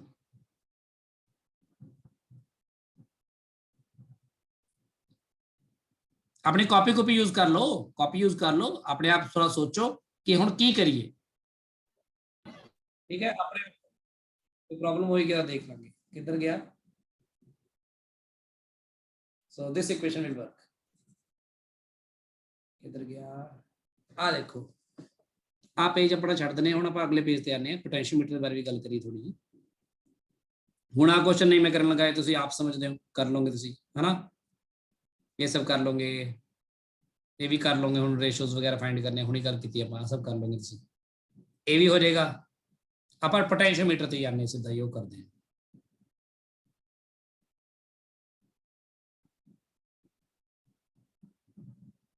पोटेंशियोमीटर, सो पोटेंशियोमीटर तुहानूं कल करवाया वैसे तां ਹੁਣ ਤੁਹਾਨੂੰ ਪਤਾ ਹੋਣਾ ਚਾਹੀਦਾ ਕਿ ਕਿਵੇਂ ਕਿਵੇਂ ਅਸੀਂ ਸੋਚਣਾ ਹੈ ਇਹਦੇ ਵਿੱਚ। देखो की है 10 मीटर लॉन्ग। हुण फिर यही गल मैं तुहानूं 4 मीटर लॉन्ग वायर वाला दस्सिया सी ना, जरूर नहीं गा 10 मीटर या 15 मीटर 20 मीटर जिन्नी मर्जी रख ली असीं वायर। तां इत्थे पोटेशियोमीटर की जिहड़ी वायर है 10 मीटर लंबी है, याद रखना। क्वेश्चन दे विच गिवन हुंदा है, एक गल्लां दा ध्यान रखना। ये 10 मीटर लंबी हो गई वायर ते यूनीफॉर्म एरिया क्रॉस सैक्शन इहदा जरूरी है, नहीं तो पोटेंशियल ग्रेडियंट ही अलग अलग हो जाना हर जगह ते, है ना। And 20 ohm resistance is use. So wire दा ही पूरा रेजिस्टेंस कितना है 20 ओम्स है, ये वायर दा रेजिस्टेंस है। एरिया ऑफ क्रॉस सेक्शन जो है वो यूनिफॉर्म है, बस आप पता है पर पता नहीं कितना है। Wire is connected with in series with a battery of 5 volt along with an external resistance of 480 ohms। इस गल नूं समझो ध्यान नाल कि बेसिकली आ वायर नूं सीधा ही सोच लिया करो, पेपर ਦੇ ਵਿੱਚ ਵੀ ਜੇ ਆਪਣਾ ਬਣਾਉਣਾ ਸਿੱਧੇ ਆ ਵਾਇਰ ਹੈ, ਮੰਨ ਲਓ 10 ਮੀਟਰ ਲੰਬੀ ਵਾਇਰ ਹੈ, ਸਿੰਪਲ ਜੀ ਗੱਲ, ਸਿੱਧੀ ਸੋਚੋ ਜਿਵੇਂ ਮੀਟਰ ਬ੍ਰਿਜ ਵਾਇਰ ਸੋਚਦੇ ਆਪਾਂ। ਤੇ ਇਹਦੇ ਨਾਲ ਆਪਾਂ ਜਿਹੜੀ ਬੈਟਰੀ ਲਗਾਣੀ ਹੈ, ਬੈਟਰੀ ਲਗਾਈ ਆਪਾਂ 5 ਵੋਲਟ ਦੀ, ਤੇ ਉਹਦੇ ਨਾਲ ਇੱਕ ਆਪਾਂ ਐਕਸਟਰਨਲ ਰੈਜ਼ਿਸਟੈਂਸ ਵੀ ਲਗਾਈ ਹੋਈ ਹੈ। ਐਕਸਟਰਨਲ ਰੈਜ਼ਿਸਟੈਂਸ ਕਿੰਨੀ ਲਗਾਈ ਹੈ 480 ਓਮਸ ਦੀ, ਠੀਕ ਹੈ। ਤੇ ਜਿਹੜੀ ਆ ਰੈਜ਼ਿਸਟੈਂਸ ਵਾਇਰ ਹੈ ਤੁਹਾਡੀ ਆ ਵਾਲੀ, ਇਸ ਵਾਇਰ ਦੀ ਰੈਜ਼ਿਸਟੈਂਸ ਕਿੰਨੀ ਗਿਵਨ ਹੈ 20 ohms, है ना। If an unknown EMF is balanced at 6 meter of length, calculate the potential gradient and value of unknown EMF। पहली गल तो ये potential unknown EMF तो ਤੁਹਾਨੂੰ ਬਾਅਦ ਚ ਮਿਲੇਗਾ, ਪਹਿਲਾਂ ਤਾਂ potential gradient पता होना चाहिए। potential gradient ਦੱਸੋ ਕਿਹਦੇ ਬਰਾਬਰ ਹੁੰਦਾ ਹੈ, ਹੁਣ ਤੁਹਾਨੂੰ ਥੋੜਾ ਜਿਹਾ ਸਮਝਾਈ ਹੋਈ ਸੀ ਗੱਲ। potential gradient ਜਿਹੜਾ ਹੁੰਦਾ ਹੈ K ਕਿਹਦੇ ਬਰਾਬਰ ਹੁੰਦਾ ਹੈ, ਦੇਖੋ ਇੱਕ ਤਾਂ ਹੁੰਦਾ ਹੈ ਜਾਂ ਤਾਂ ਤੁਸੀਂ ਕਰ ਲਓ ਕਰੰਟ I ਤੇ ਨਾਲ ਕੀ ਸੀਗਾ ਰੋ, ਹੈ ਨਾ, ਬਾय ए आ सीगा एकदम, ठीक है। या होर की हो सकता है, होर मैं थोड़ा एक ज्यादा बेटर तरीके से रो थोड़ा गिवन है कि नहीं, तो area of cross section given है, दसो गिवन है कि नहीं। Yes, नहीं गिवन है भाई, sir. नहीं गिवन, रेजिस्टेंस गिवन है अपन, रेजिस्टिविटी ते area of cross section given नहीं, रेजिस्टेंस गिवन है वायर की, टोटल रेजिस्टेंस गिवन है ना। सो पोटेंशियल ड्रॉप बेसिकली पर यूनिट लेंथ किवें पता करते हैं, ਇਹਦੇ ਲਈ ਨਾ ਇੱਕ ਬੇਸਿਕ ਆਈਡੀਆ ਦਾ ਧਿਆਨ ਰੱਖਿਓ ਦਿਮਾਗ 'ਚ। पोटेंशियल ग्रेडियंट ਹੁੰਦਾ ਕੀ ਹੈ, ਇਹ ਤਾਂ ਗੱਲ ਪਤਾ ਹੈ ਨਾ। Yes, sir. Yes, sir. Potential gradient ਹੁੰਦਾ ਆ potential drop per unit length, है ना। ਆਪਾਂ ਉਹਦੇ ਲਈ ਕੀ ਕਰੀਏ, ਜੇ ਆਪਾਂ ਕਰੰਟ ਨੂੰ ਮਲਟੀਪਲਾਈ ਕਰ ਦਈਏ ਵਾਇਰ ਦੀ ਰੈਜ਼ਿਸਟੈਂਸ ਪਰ यूनिट ਲੈਂਥ ਨਾਲ, ਤਾਂ ਵੀ ਆਪਣਾ ਕੰਮ ਹੋ ਜਾਂਦਾ। ਕਿਉਂਕਿ ਹੁਣ ਦੇਖੋ ਇਹਦੇ 5 ਵੋਲਟ ਪੂਰਾ ਵੋਲਟੇਜ ਡ੍ਰੌਪ ਨਹੀਂ ਹੋਏਗਾ। ਉੱਥੇ ਮੈਂ ਸਮਝਾਇਆ ਸੀ ਜਦੋਂ ਮੈਂ ਕਹਿੰਦਾ 200 ਵੋਲਟ ਦੀ ਬੈਟਰੀ ਲਈ, ਇੱਥੇ 200 ਇੱਥੇ 100 ਲਿਆ ਸੀ ਨਾ ਯੋਗੇਸ਼। यस ਇੱਥੇ ਨਹੀਂ ਲੈ ਸਕਦਾ, ਇੱਥੇ 5 ਵੋਲਟ ਦੇ ਵਿੱਚੋਂ ਬਹੁਤ ਸਾਰਾ ਇੱਥੇ ਵੀ ਡ੍ਰੌਪ ਹੋਣਾ ਨਾ ਵੋਲਟੇਜ, 5 ਵੋਲਟ ਵਿੱਚੋਂ ਹੀ ਕੁਝ ਬਹੁਤ ਸਾਰਾ ਤਾਂ ਬਾਹਰ ਹੀ ਡ੍ਰੌਪ ਹੋ ਜਾਣਾ ਕਿ ਨਹੀਂ। यस ਤਾਂ ਫਿਰ ਉਹ ਜਿਹੜਾ ਬਾਕੀ ਰਹਿੰਦ ਖੂੰਦ ਹੋਊਗੀ ਉਹ ਡ੍ਰੌਪ ਹੋਊਗਾ ਜਾ ਕੇ ਇਸ ਵਾਇਰ ਤੇ। ਵਾਇਰ ਦੀ ਰੈਜ਼ਿਸਟੈਂਸ ਟੋਟਲੀ 20 ohms ਹੈ। ਸੋ ਅਸੀਂ ਕੀ ਕਰਾਂਗੇ, ਵਾਇਰ ਦੀ ਟੋਟਲ ਰੈਜ਼ਿਸਟੈਂਸ ਜਿਹੜੀ ਹੈ 20 ohms ਡਿਵਾਈਡ ਬਾਈ ਵਾਇਰ ਦੀ ਲੈਂਥ 10 ਮੀਟਰ, ਇਹਨੂੰ ਗੁਣਾ ਕਰਾਂਗੇ ਕਰੰਟ ਦੇ ਨਾਲ, ਤੇ ਕਰੰਟ ਕਿੰਨਾ ਆਏਗਾ, ਕਰੰਟ ਕਿੰਨਾ ਆਏਗਾ ਮੂੰਹ ਜ਼ਬਾਨੀ ਦੱਸ ਦਿਓ ਇਹਨੂੰ ਤਾਂ ਕਿ ਨਹੀਂ, ਸਮਝ ਲੱਗੀ ਕਿਵੇਂ ਆਇਆ। Yes, sir. है ना, क्योंकि 5 वोल्ट ते आ 480 ते 220 आ भी तो होगी, तो आ कितना आया 0.01, तो इन्हें 0.01 नाल मल्टीप्लाई करो एम्पियर नाल, तो अपने को आंसर आएगा 0.02 वोल्ट पर मीटर, नॉट पर सेंटीमीटर, क्योंकि 10 मीटर च लिखता नहीं। दसो ये गल पता लगी सबनूं कि नहीं लगी, ये प्रॉब्लम है तो पूछो नहीं, ये छड्डियो ना है बाद च बहुत प्रॉब्लम होगी। तो पोटेंशियल ग्रेडियंट किवें है, जे नहीं पता लगे तो हुणी पूछो, दोबारा दस। पता लग गया बलजीत? बलजीत है ही नहीं शायद। हाँ जी पलक, Yes, sir. पता लग रही गल? हाँ जी sir. अभिजीत सिंह, हाँ जी सर, समझ लग रही गल? हाँ जी सर। ਸੋ ਦੇਖੋ ਆਪਾਂ ਇਹ ਕਹਿੰਦੇ ਮਤਲਬ ਕਿ ਜਾਂ ਤਾਂ ਆਪਾਂ ਉਹ ਵੀ ਪਤਾ ਕਰ ਸਕਦੇ ਜਿਵੇਂ ਉਹ ਸੀਗਾ ਉਹ ਵੀ ਠੀਕ ਸੀ, ਪਰ ਜੇ ਉਹ ਸਭ ਚੀਜ਼ਾਂ ਗਿਵਨ ਹੁੰਦੀਆਂ, ਸੋ ਤੁਸੀਂ ਪੋਟੈਂਸ਼ੀਅਲ ਗ੍ਰੇਡੀਐਂਟ ਜਿਹੜਾ ਆ ਉਹਦੇ ਬਾਰੇ ਚੰਗੀ ਤਰ੍ਹਾਂ ਸਿੱਖ ਲਓ। ਇਹ ਨਹੀਂ ਪਤਾ ਲੱਗਦਾ ਤਾਂ ਪੋਟੈਂਸ਼ੀਓਮੀਟਰ ਦਾ ਕੁਐਸਚਨ ਹੀ ਨਹੀਂ ਹੁੰਦਾ। ਪੋਟੈਂਸ਼ੀਅਲ ਗ੍ਰੇਡੀਐਂਟ ਜਿਹਦਾ ਮਤਲਬ ਹੁੰਦਾ ਹੈ potential drop per unit length, potential drop per unit length, ਤਾਂ ਕਿ ਇਹ ਹੁੰਦਾ ਇਹ ਉਹੀ ਪੋਟੈਂਸ਼ੀਅਲ ਗ੍ਰੇਡੀਐਂਟ ਹੁੰਦਾ ਹੈ ਜਿਹਨੂੰ ਫਿਰ ਆਪਾਂ ਮਲਟੀਪਲਾਈ ਕਰਦੇ ਹਾਂ ਲੈਂਥ ਦੇ ਨਾਲ, ਜਿੰਨੀ ਲੈਂਥ ਤੇ ਆ ਕੇ ਬੈਲੈਂਸ ਹੋਇਆ ਸਾਡੇ ਕੋਲ ਅਨਨੋਨ ਈਐਮਐਫ ਆ ਜਾਂਦਾ ਹੈ। ਇਹ ਹੁੰਦਾ potential drop per unit length into length, ਆ ਬੈਲੈਂਸ ਲੈਂਥ ਹੈਗੀ ਆਪਣੇ ਕੋਲ। ਤੇ ਇਹਦੇ ਲਈ ਆਪਾਂ ਇਹ ਦੇਖਿਆ ਸੀ ਕਿ ਜੇ ਆਪਾਂ ਗੱਲ ਕਰੀਏ ਪੋਟੈਂਸ਼ੀਅਲ ਜਿਹੜਾ ਹੁੰਦਾ ਕਿਸੇ ਵਾਇਰ ਦੇ ਅਕ੍ਰੋਸ, ਉਹ ਵਾਇਰ ਦੀ ਰੈਜ਼ਿਸਟੈਂਸ ਕਿਹਦੀ ਹੈ, ਵਾਇਰ ਦੀ ਰੈਜ਼ਿਸਟੈਂਸ ਹੈ इनटू करंट जितना वायर चो जा रहा है, उस वायर दी रेजिस्टिविटी है, उस वायर दी लेंथ है, उस वायर दा एरिया ऑफ क्रॉस सेक्शन है इनटू करंट हो गया। सो V नु जे पोटेंशियल ड्रॉप पूरी लेंथ दे क्रॉस भी देखा जाए तो बेसिकली पूरी length potential drop per unit length देख लो इथे तुसी, इनु आपां K कहांगे इथे, वो अपनी की आंदी है रो I by A is called row I by A। ਸੋ ਤੁਸੀਂ ਆਹ ਵਾਲਾ ਵੀ ਐਕਸਪ੍ਰੈਸ਼ਨ ਯੂਜ਼ ਕਰ ਸਕਦੇ ਹੋ, ਪਰ ਅਗਰ ਰੈਜ਼ਿਸਟਿਵਿਟੀ ਗਿਵਨ ਹੋਏ ਤੁਹਾਨੂੰ ਵਾਇਰ ਦੀ, ਵਾਇਰ ਚ ਲੰਘਣ ਵਾਲਾ ਕਰੰਟ ਪਤਾ ਕਰ ਸਕਦੇ ਹੋ, ਤੇ ਏਰੀਆ ਆਫ ਕ੍ਰਾਸ ਸੈਕਸ਼ਨ ਵੀ ਗਿਵਨ ਹੋਏ ਤਾਂ ਇਹ ਮੈਥਡ ਨਾਲ ਜਾਓਗੇ ਤੁਸੀਂ ਫਾਈਂਡ ਕਰਨ ਲਈ, ਜਿਹਨੂੰ ਆਪਾਂ K ਕਹਿੰਦੇ ਆ, potential drop per unit length. Otherwise ਤੁਸੀਂ ਕੀ ਕਰੋਗੇ ਵੀ ਜਿਹੜੀ ਰੈਜ਼ਿਸਟੈਂਸ ਪਰ ਯੂਨਿਟ ਲੈਂਥ ਹੁੰਦੀ ਹੈ ਵਾਇਰ ਦੀ, ਰੈਜ਼ਿਸਟੈਂਸ ਗਿਵਨ ਹੋਵੇ, ਅਗਰ ਰੈਜ਼ਿਸਟੈਂਸ ਦੇ ਵਿੱਚ ਕੀ ਹੈ ਸਭ ਕੁਝ ਹੁੰਦਾ ਨਾ, ਰੋ ਬਾਈ A ਵਿੱਚ ਹੀ ਆ ਗਿਆ, ਇਕੱਠੀ ਆ ਗਿਆ। रेजिस्टेंस पर यूनिट लेंथ ਨੂੰ ਤੁਸੀਂ ਕਰੰਟ ਨਾਲ ਮਲਟੀਪਲਾਈ ਕਰ ਦਿਓ ਤਾਂ ਆਟੋਮੈਟਿਕਲੀ ਵੋਲਟੇਜ ਪਰ ਯੂਨਿਟ ਲੈਂਥ ਆ ਜਾਂਦਾ, ਆਂਦਾ ਨਾ ਦੇਖੋ। Yes, sir. तो रेजिस्टेंस पर यूनिट लेंथ ही कई बार गिवन होती है पेपर च या क्वेश्चन च, और सीधा ही करंट ना गुणा करो potential drop per unit length आ जाएगा। ਤੇ ਜਦੋਂ potential drop per unit length आ गया ਆ ਵਾਲਾ, ਤਾਂ ਫਿਰ EMF ਦਾ ਕੱਢਣਾ ਕੀ ਔਖਾ ਵਾ ਦੱਸੋ। 6 ਮੀਟਰ ਤੇ ਬੈਲੈਂਸ ਹੁੰਦਾ ਹੈ ਤਾਂ ਫਿਰ ਤੁਹਾਡਾ ਅਨਨੋਨ EMF ਕੀ ਆਏਗਾ, potential drop per unit length वो भी वोल्ट पर मीटर है गुणा 6 मीटर, ते कितनी आएगी 0.12 वोल्ट। एक गल तो समझ लग रही होनी, ਆਪਾਂ ਗੱਲ ਚੰਗੀ ਤਰ੍ਹਾਂ ਕੀਤਾ ਸੀ ਇਹ ਸਭ ਕੁਝ, ਠੀਕ ਹੈ ਜੀ ਗੱਲ। Yes, sir. ਠੀਕ ਹੈ, ਹੁਣ ਜਿਵੇਂ ਆਹ ਕੁਐਸਚਨ ਦੇਖੋ, ਜੇ ਕੁਐਸਚਨ ਕੋਈ ਸਿਮਿਲਰ ਹੋਇਆ ਮੈਂ ਛੱਡ ਦੂੰਗਾ, ਫਿਲਹਾਲ ਦੇਖ ਲੈਂਦੇ ਆਪਾਂ। देखो, in a potentiometer arrangement a cell of EMF n gives a balance point at n centimeter length of wire। ਇਹ ਚੀਜ਼ ਦੇ ਨਾਲ ਸਾਨੂੰ ਸਿੰਪਲੀ ਪਤਾ ਲੱਗ ਜਾਂਦਾ ਪੋਟੈਂਸ਼ੀਅਲ ਗ੍ਰੇਡੀਐਂਟ ਦਾ ਸਭ ਤੋਂ ਦੇਸੀ ਤਰੀਕਾ, ਇਹਦੇ ਨਾਲ ਪੋਟੈਂਸ਼ੀਅਲ ਗ੍ਰੇਡੀਐਂਟ ਪਤਾ ਲੱਗ ਗਿਆ। ਕਿਵੇਂ ਪਤਾ ਲੱਗ ਗਿਆ ਕਿ ਇੱਕ ਸੈੱਲ ਹੈਗਾ ਆ, ਉਹ ਸੈੱਲ ਹੈਗਾ ਆ 1.20 ਵੋਲਟ ਦਾ, ਤੇ ਇਸ ਨੂੰ ਜਦੋਂ ਲਗਾਇਆ ਤਾਂ ਵਾਇਰ ਤੇ ਕਿੰਨੀ ਲੈਂਥ ਤੇ ਬੈਲੈਂਸ ਹੁੰਦਾ ਆ 30 ਸੈਂਟੀਮੀਟਰ ਤੇ। ਤਾਂ ਇਹਦਾ ਮਤਲਬ ਆਹੀ ਹੈ ਨਾ, ਬੈਲੈਂਸ ਤਾਂ ਹੀ ਹੋਇਆ ਨਾ ਕਿ ਜੇ ਇੰਨਾ ਹੀ ਵੋਲਟੇਜ ਡ੍ਰੌਪ ਹੋ ਰਿਹਾ ਇਸ ਵਾਇਰ ਦੇ ਅਕ੍ਰੋਸ, ਤਾਂ ਹੀ ਹੋਇਆ ਨਾ। Yes, sir. ਤਾਂ ਪੋਟੈਂਸ਼ੀਅਲ ਗ੍ਰੇਡੀਐਂਟ ਜਿਹੜਾ ਆ ਉਸ ਤੇ ਹੀ ਆਏਗਾ, ਜਿੰਨਾ ਸੈੱਲ ਹੈ ਕੋਈ ਵੀ ਗਿਵਨ ਸੈੱਲ ਲਗਾ ਕੇ ਆਪਾਂ ਇਹ ਪਤਾ ਕਰ ਸਕਦੇ ਹਾਂ, ਮਤਲਬ ਪੋਟੈਂਸ਼ੀਅਲ ਬਟਾ ਜਿੰਨੀ ਸੈਂਟੀਮੀਟਰ ਉਹ ਵਾਇਰ ਹੈ ਜਿੱਥੇ ਉਹ ਸੌਰੀ ਬੈਲੈਂਸ ਹੋਇਆ, ਕਿੰਨਾ ਆ ਗਿਆ ਹੈ, ਕਿੰਨਾ ਹੈ 0.4 0.4 ਕਿ 0.04 ਦੱਸੋ। 0.4 आएगा वोल्ट पर सेंटीमीटर आएगा कि समय लगेगा सबनू। Yes, sir. Yes, sir. मेरे 0.04 लग रहा है, ਤੁਹਾਨੂੰ ਨਹੀਂ ਲੱਗ ਰਿਹਾ है। 1.2 ही ले लो, 1.2 12/10 करोगे तो 12/300 नहीं आएगा, 3 के 0.04 नहीं आना चाहिए है। क्या गलत कह रहे हैं देखो,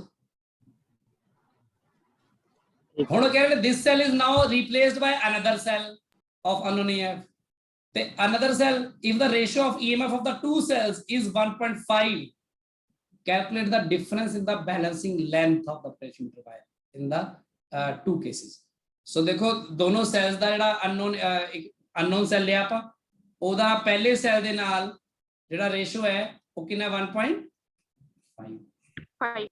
ਤੁਹਾਨੂੰ ਪਤਾ ਹੈ ਫਿਰ ਬੈਲੈਂਸਿੰਗ ਲੈਂਥ ਵੀ ਜਿਹੜੀ ਹੁੰਦੀ ਹੈ ਉਹ ਵੀ ਮਤਲਬ ਉਸੇ ਰੇਸ਼ੋ ਚ ਹੁੰਦੀ ਨਾ, ਯਾਨੀ ਜੇ ਤੁਸੀਂ ਕੋਈ ਦੋ ਸੈਲਸ ਨੂੰ ਕੰਪੇਅਰ ਕਰਨਾ ਸਿੱਖਦੇ ਹੋ, ਜਿਵੇਂ ਕੱਲ ਕਰਾਇਆ ਸੀ, ਦੋ ਕੰਪੇਅਰ ਕਰਦੇ ਤਾਂ ਲੈਂਥ ਆਉਂਦੀ ਹੈ ਉਹੀ ਸੇਮ ਬੈਲੈਂਸਿੰਗ ਲੈਂਥ। ਤੋਂ ਪਹਿਲੇ ਦੀ ਲੈਂਥ ਕਿੰਨੀ ਆਈ 30 ਸੈਂਟੀਮੀਟਰ,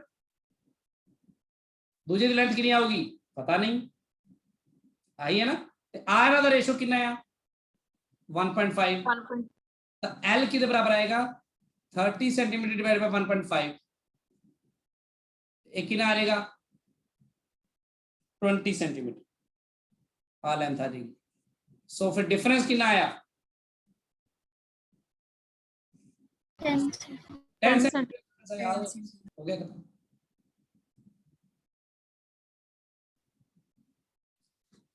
आ क्वेश्चन देखो हुण, इस क्वेश्चन का शायद ऊपरों पूरा पता नहीं पिछले पेज ते नहीं रह गया, क्वेश्चन नीचे रह गया थोड़ा। क्वेश्चन नीचे पढ़ लो भी है। Potentiometer wire PQ of 1 meter length is connected to a standard cell E1 and another cell E2 of EMF, ठीक है 1 मीटर लेंथ है जी पोटेंशियोमीटर वायर दी। 33वां क्वेश्चन है, सब तो नीचे दिख रहा है सबनों कि नहीं? Yes sir. ठीक है बस फिर आगे करिए इथों, क्योंकि मैं जाना है क्वेश्चन डिस्कस हो जाए।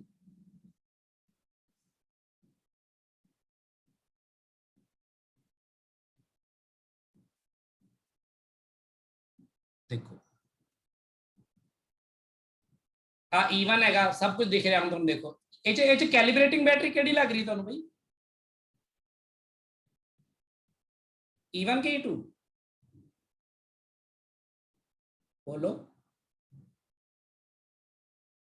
आ डायग्राम ਬਣਿਆ ਸਿੰਪਲ ਜਿਹਾ ਦਿੱਤਾ ਉਹਨਾਂ ਨੇ, ਹੁਣ ਤੁਹਾਨੂੰ ਇਹ ਪਤਾ ਲੱਗਣਾ ਚਾਹੀਦਾ ਸਭ ਕੁਝ। ਜੇ ਦੇਖ ਕੇ ਨਹੀਂ ਪਤਾ ਲੱਗ ਰਿਹਾ ਫਿਰ ਤਾਂ ਪ੍ਰੋਬਲਮ ਆ। ਰੈਜ਼ਿਸਟੈਂਸ ਵਾਇਰ ਕਿਹੜੀ ਹੈ ਪਤਾ ਲੱਗ ਰਿਹਾ Q ਹੈ? PQ PQ ਰੈਜ਼ਿਸਟੈਂਸ ਵਾਇਰ ਹੈ ਪਹਿਲੀ ਗੱਲ ਤਾਂ, ਜਿਹੜੀ ਵਾਇਰ ਦੇ ਕ੍ਰਾਸ ਆਪਾਂ ਪੋਟੈਂਸ਼ੀਅਲ ਡ੍ਰੌਪ ਦੇਖਦੇ ਹਾਂ। ਤੇ ਜਿਹੜੀ ਬਾਕੀ ਸਾਰੀਆਂ ਵਾਇਰਸ ਨੇ ਆ ਵਾਲੀਆਂ ਆ ਕੀ ਹੈ ਆ ਕਨੈਕਟਿੰਗ ਵਾਇਰ ਹੈ ਬਸ, ਨੋਰਮਲ ਕਾਪਰ ਦੀ ਜੋ ਹੁੰਦੀ ਹੈ ਆ ਕਨੈਕਟਿੰਗ ਵਾਇਰ ਹੈ ਬਸ, there's nothing else। मतलब आ भी कनेक्टिंग वायर, आ भी कनेक्टिंग वायर, आ भी कनेक्टिंग वायर, आ सारी कनेक्टिंग वायर। थोड़ा ध्यान रखा करो इन चीज़ों का। डायग्राम एकदम सीधा दिख रहा था मतलब ऐ नहीं कि सीधे फट्टे चक दिए अपन। आ सारी कनेक्टिंग वायर्स ने सारी ये तो लेके आ सारी, ठीक है। आ रेड वाली सिर्फ कनेक्ट रेजिस्टेंस वायर है। तो कैलिब्रेटिंग बैटरी केड़ी यही मानी E1 E1 है, E1 ही तो है जो वायर दोनों सिरियां ते जुड़ी हुई है देखो, ते वो कैलिब्रेट कर रही है। E2 वो है EMF जिहदा आप पता कर रहे हैं समझ लो, ठीक है। सो E2 जड़ी है वो 1.02 वोल्ट कनेक्ट किया आप। सो E1 जुड़ी हुई है, E2 है। ते लेंथ ऑफ वायर कितनी गिवन है पिछले पेज पे देख चुके हैं आप 1 मीटर है, ठीक है। ते with the resistance R and a switch, so ਇੱਥੇ switch ਹੈਗਾ ਨੀਚੇ ਵੀ, ਇੱਥੇ switch ਹੈਗਾ ਤੇ R ਆ ਗਿਆ ਸੈੱਲ ਹੈਗਾ ਆਪਣਾ, ਇਹਨੂੰ ਅਟੈਚ ਕੀਤਾ ਹੈ। with switch S open, the null position is obtained at a distance of 51 centimeter from P। so देखो with the switch S open, अगर switch S open होएगा ਤਾਂ ਕੀ ਹੋਏਗਾ सोचो, ਤਾਂ आ resistance introduce होएगी ना फिर अपनी, yes sir है ना। देन की होना चाहिए सोचो, देन जो पोटेंशियल डिफरेंस होएगा across these two ends, across this point और आर दे इस पॉइंट समझ लो, ए चीज बराबर होनी चाहिए ਇਹਦੇ 51 सेंटीमीटर ਦੇ अक्रॉस ਜਿਹੜਾ ਵੀ पोटेंशियल ड्रॉप आएगा। ਸਾਨੂੰ E1 ਦੀ ਵੈਲਿਊ ਤਾਂ ਗਿਵਨ ਹੀ ਨਹੀਂ ਇਸ ਜਗ੍ਹਾ ਤੇ। is obtained at a distance of, calculate the potential gradient of the potentiometer wire। ਸਭ ਤੋਂ ਪਹਿਲਾਂ ਤਾਂ potential gradient ਹੀ ਹੈ ਆਪਣੇ ਲਈ। अच्छा तुसी मैनूं ये दसो कि जदों स्विच S ओपन है, ठीक है ओपन है, ते जिहड़ा इस वायर दे विच कोई करंट होएगा, आ वाली वायर जिहड़ी बाहरली वायर आ वाली जिहड़ी बैटरी वाली वायर आए च करंट होएगा कोई जदों बैलेंस पॉइंट आएगा? दसो बैलेंस पॉइंट जदों आंदा है तां की जिहड़ा वो सैल वाला बाहरला स्ट्रक्चर हुंदा उह च करंट हुंदा कोई? no sir नहीं हुंदा ना, करंट बिल्कुल जीरो आंदा, आपां बैलेंस ही कीता जदों। ਤਾਂ ਬੇਸਿਕਲੀ 51 ਸੈਂਟੀਮੀਟਰ ਤੇ ਅਗਰ ਆਪਣਾ ਬੈਲੈਂਸ ਪੁਆਇੰਟ ਆ ਰਿਹਾ ਤੇ ਆਪਣੇ ਕੋਲ ਕਿੰਨਾ ਹੈ ਇਹ ਟੋਟਲ E2 ਦਾ ਜਿਹੜਾ EMF ਹੈ, EMF ਉਹੀ ਹੋਏਗਾ ਫਿਰ, ਕਿਉਂਕਿ ਹੋਰ ਤਾਂ ਕੋਈ ਸੋਰਸ ਹੈ ਨਹੀਂ ਇਹ ਚ, ਕੋਈ ਕਰੰਟ ਤਾਂ ਪਾਸ ਕਰ ਨਹੀਂ ਰਿਹਾ ਆਰ ਵਿੱਚ ਕਿ ਆਪਾਂ ਉਹਨੂੰ ਵੀ ਨਾਲ ਕੁਝ ਲੈ ਕੇ ਸੋਚਣ ਲੱਗ ਜਾਈਏ। ਤਾਂ ਆਪਣਾ ਜਿਹੜਾ ਪੋਟੈਂਸ਼ੀਅਲ ਗ੍ਰੇਡੀਐਂਟ ਹੈ ਬੇਸਿਕਲੀ ਕਿਹਦੇ ਬਰਾਬਰ ਹੈਗਾ, ਜਿੰਨਾ EMF ਹੁਣੀ ਸੈੱਲ ਦਾ, ਜਿਵੇਂ ਪਿਛਲੇ ਕੁਐਸਚਨ ਚ ਕੀਤਾ, ਜਿੰਨਾ ਸੈੱਲ ਦਾ EMF ਹੈ ਬਟਾ 51 सेंटीमीटर। समझ लगी गल कि नहीं दसो, ठीक है गल कि नहीं? Yes, sir. पोटेंशियल ग्रेडियंट है 0.02 वोल्ट ते सेंटीमीटर ਦਾ ਇਨਵਰਸ ਆ ਆਏਗਾ ਆਪਣਾ पोटेंशियल ग्रेडियंट। आ गया पहला क्वेश्चन हो गया। दूजा कह रहे ने EMF of the cell E1 EMF. हाँ आ क्वेश्चन बड़ा ਵਧੀਆ। दूसरे क्वेश्चन ਦਾ ਅੱਜ ਜਵਾਬ ਤੁਸੀਂ ਸੋਚ ਕੇ ਦੱਸੋ ਮੈਨੂੰ ਕੀ ਆਏਗਾ, ਆਪ ਹੀ ਦੱਸੋ। ਸੋਚੋ ਸਾਰੇ ਜਣੇ। पोटेंशियल ग्रेडियंट ਤਾਂ ਆਪਾਂ ਇੱਥੋਂ ਕੱਢ ਲਿਆ। ਹੁਣ ਉਹ ਕਹਿ ਰਹੇ ਨੇ ਵਾਟ ਇਜ਼ ਦਾ ਈਐਮਐਫ। ਦੂਜਾ ਸਵਾਲ ਇਹ ਆਫ ਸੈਲ E1 ਯਾਨੀ ਉਹਨਾਂ ਨੇ ਕੈਲੀਬ੍ਰੇਟਿੰਗ ਬੈਟਰੀ ਦਾ ਪੁੱਛ ਲਿਆ ਵੀ ਜਿਹੜੀ ਬੈਟਰੀ ਕੈਲੀਬ੍ਰੇਸ਼ਨ ਲਈ ਯੂਜ਼ ਕੀਤੀ ਹੈ ਵੀ ਉਹਦਾ ਈਐਮਐਫ ਕਿੰਨਾ ਹੋਏਗਾ ਦੱਸੋ। ਕਿਉਂਕਿ ਹੋਰ ਤਾਂ ਕੋਈ ਈਐਮਐਫ ਉਸ ਬੈਟਰੀ ਤੋਂ ਇਲਾਵਾ ਇੱਥੇ ਨਾ ਤਾਂ ਕੋਈ ਰੈਜ਼ਿਸਟੈਂਸ ਲੱਗੀ ਹੋਈ ਹੈ ਕਿਤੇ ਹੋਰ। ਸੋ ਸਾਰਾ ਦਾ ਸਾਰਾ ਪੋਟੈਂਸ਼ੀਅਲ ਜਿਹੜਾ ਈਐਮਐਨ ਨੇ ਦਿੱਤਾ ਉਹ ਕਿਹਦੇ ਅਕ੍ਰੋਸ ਆਏਗਾ ਦੱਸੋ। PQ ਦੇ cross ਹੈ PQ ਦੇ cross PQ ਦੇ ਅਕ੍ਰੋਸ ਆਏਗਾ ਤੇ PQ ਦੇ ਅਕ੍ਰੋਸ ਤੁਹਾਨੂੰ ਪੋਟੈਂਸ਼ੀਅਲ ਗ੍ਰੇਡੀਐਂਟ ਮਿਲ ਹੀ ਚੁੱਕਿਆ ਆ 0.02 ਵੋਲਟ ਪਰ ਸੈਂਟੀਮੀਟਰ। ਤਾਂ ਕਿ ਪੂਰੀ ਵਾਇਰ ਦੇ ਅਕ੍ਰੋਸ ਕਿੰਨਾ ਡ੍ਰੌਪ ਹੋਏਗਾ ਇਹ ਪਤਾ ਕਰ ਸਕਦੇ ਹੋ। yes sir ਕਿਵੇਂ? length 1 meter ਹੈ potential drop ਪਤਾ ਲੱਗ ਗਿਆ ਆਪਾਂ ਨੂੰ। ਹਾਂ ਤਾਂ ਫਿਰ ਉਹਦੇ ਲੈਂਥ 1 ਮੀਟਰ ਹੈ ਤਾਂ ਫਿਰ ਤੁਸੀਂ ਆ ਜਿਹੜਾ ਪੋਟੈਂਸ਼ੀਅਲ ਗ੍ਰੇਡੀਐਂਟ ਹੈ ਤੁਹਾਡਾ ਇਹਨੂੰ ਤੁਸੀਂ 1 ਮੀਟਰ ਯਾਨੀ 100 ਸੈਂਟੀਮੀਟਰ ਨਾਲ ਗੁਣਾ ਕਰ ਦਿਓ ਤਾਂ ਤੁਹਾਨੂੰ ਪਤਾ ਲੱਗੇਗਾ ਪੂਰੀ ਵਾਇਰ 'ਚ ਕਿੰਨਾ ਡ੍ਰੌਪ ਹੋ ਰਿਹਾ ਨਾ। yes ਤੇ ਪੂਰੀ ਵਾਇਰ 'ਚ ਉਹੀ ਡ੍ਰੌਪ ਹੋ ਰਿਹਾ ਹੋਗਾ ਜੋ E1 ਦਾ EMF ਹੋਗਾ ਕਿ ਹੋਰ ਤਾਂ ਕੁਝ ਹੈ ਨਹੀਂ। E1 ਨੂੰ ਡਾਇਰੈਕਟ ਲਾਇਆ ਦੇਖੋ ਨਾ ਇਹ 'ਚ ਰਿਓਸਟੈਟ ਦਾ ਕੋਈ ਡਰਾਮਾ ਕੀਤਾ ਉਹਨਾਂ ਨੇ ਨਾ ਇਹ 'ਚ ਮੀਟਰ ਲਾਇਆ। ਉਹ ਸਾਰੀ ਗੱਲਾਂ ਤੁਹਾਨੂੰ ਮੈਂ ਸਿਖਾਈਆਂ ਸੀ ਕਿਉਂਕਿ ਉਹ ਐਕਸਪੈਰੀਮੈਂਟਲੀ ਜਦੋਂ ਅਸੀਂ ਕਰਦੇ ਹਾਂ ਨਾ ਤਾਂ ਸਾਨੂੰ ਲੋੜ ਪੈਂਦੀ ਹੈ। ਸਵਾਲ ਪੁੱਛਣ ਲੱਗੇ ਉਹ ਸਿੱਧਾ ਹੀ ਗੱਲ ਕਰ ਸਕਦੇ ਹੋ।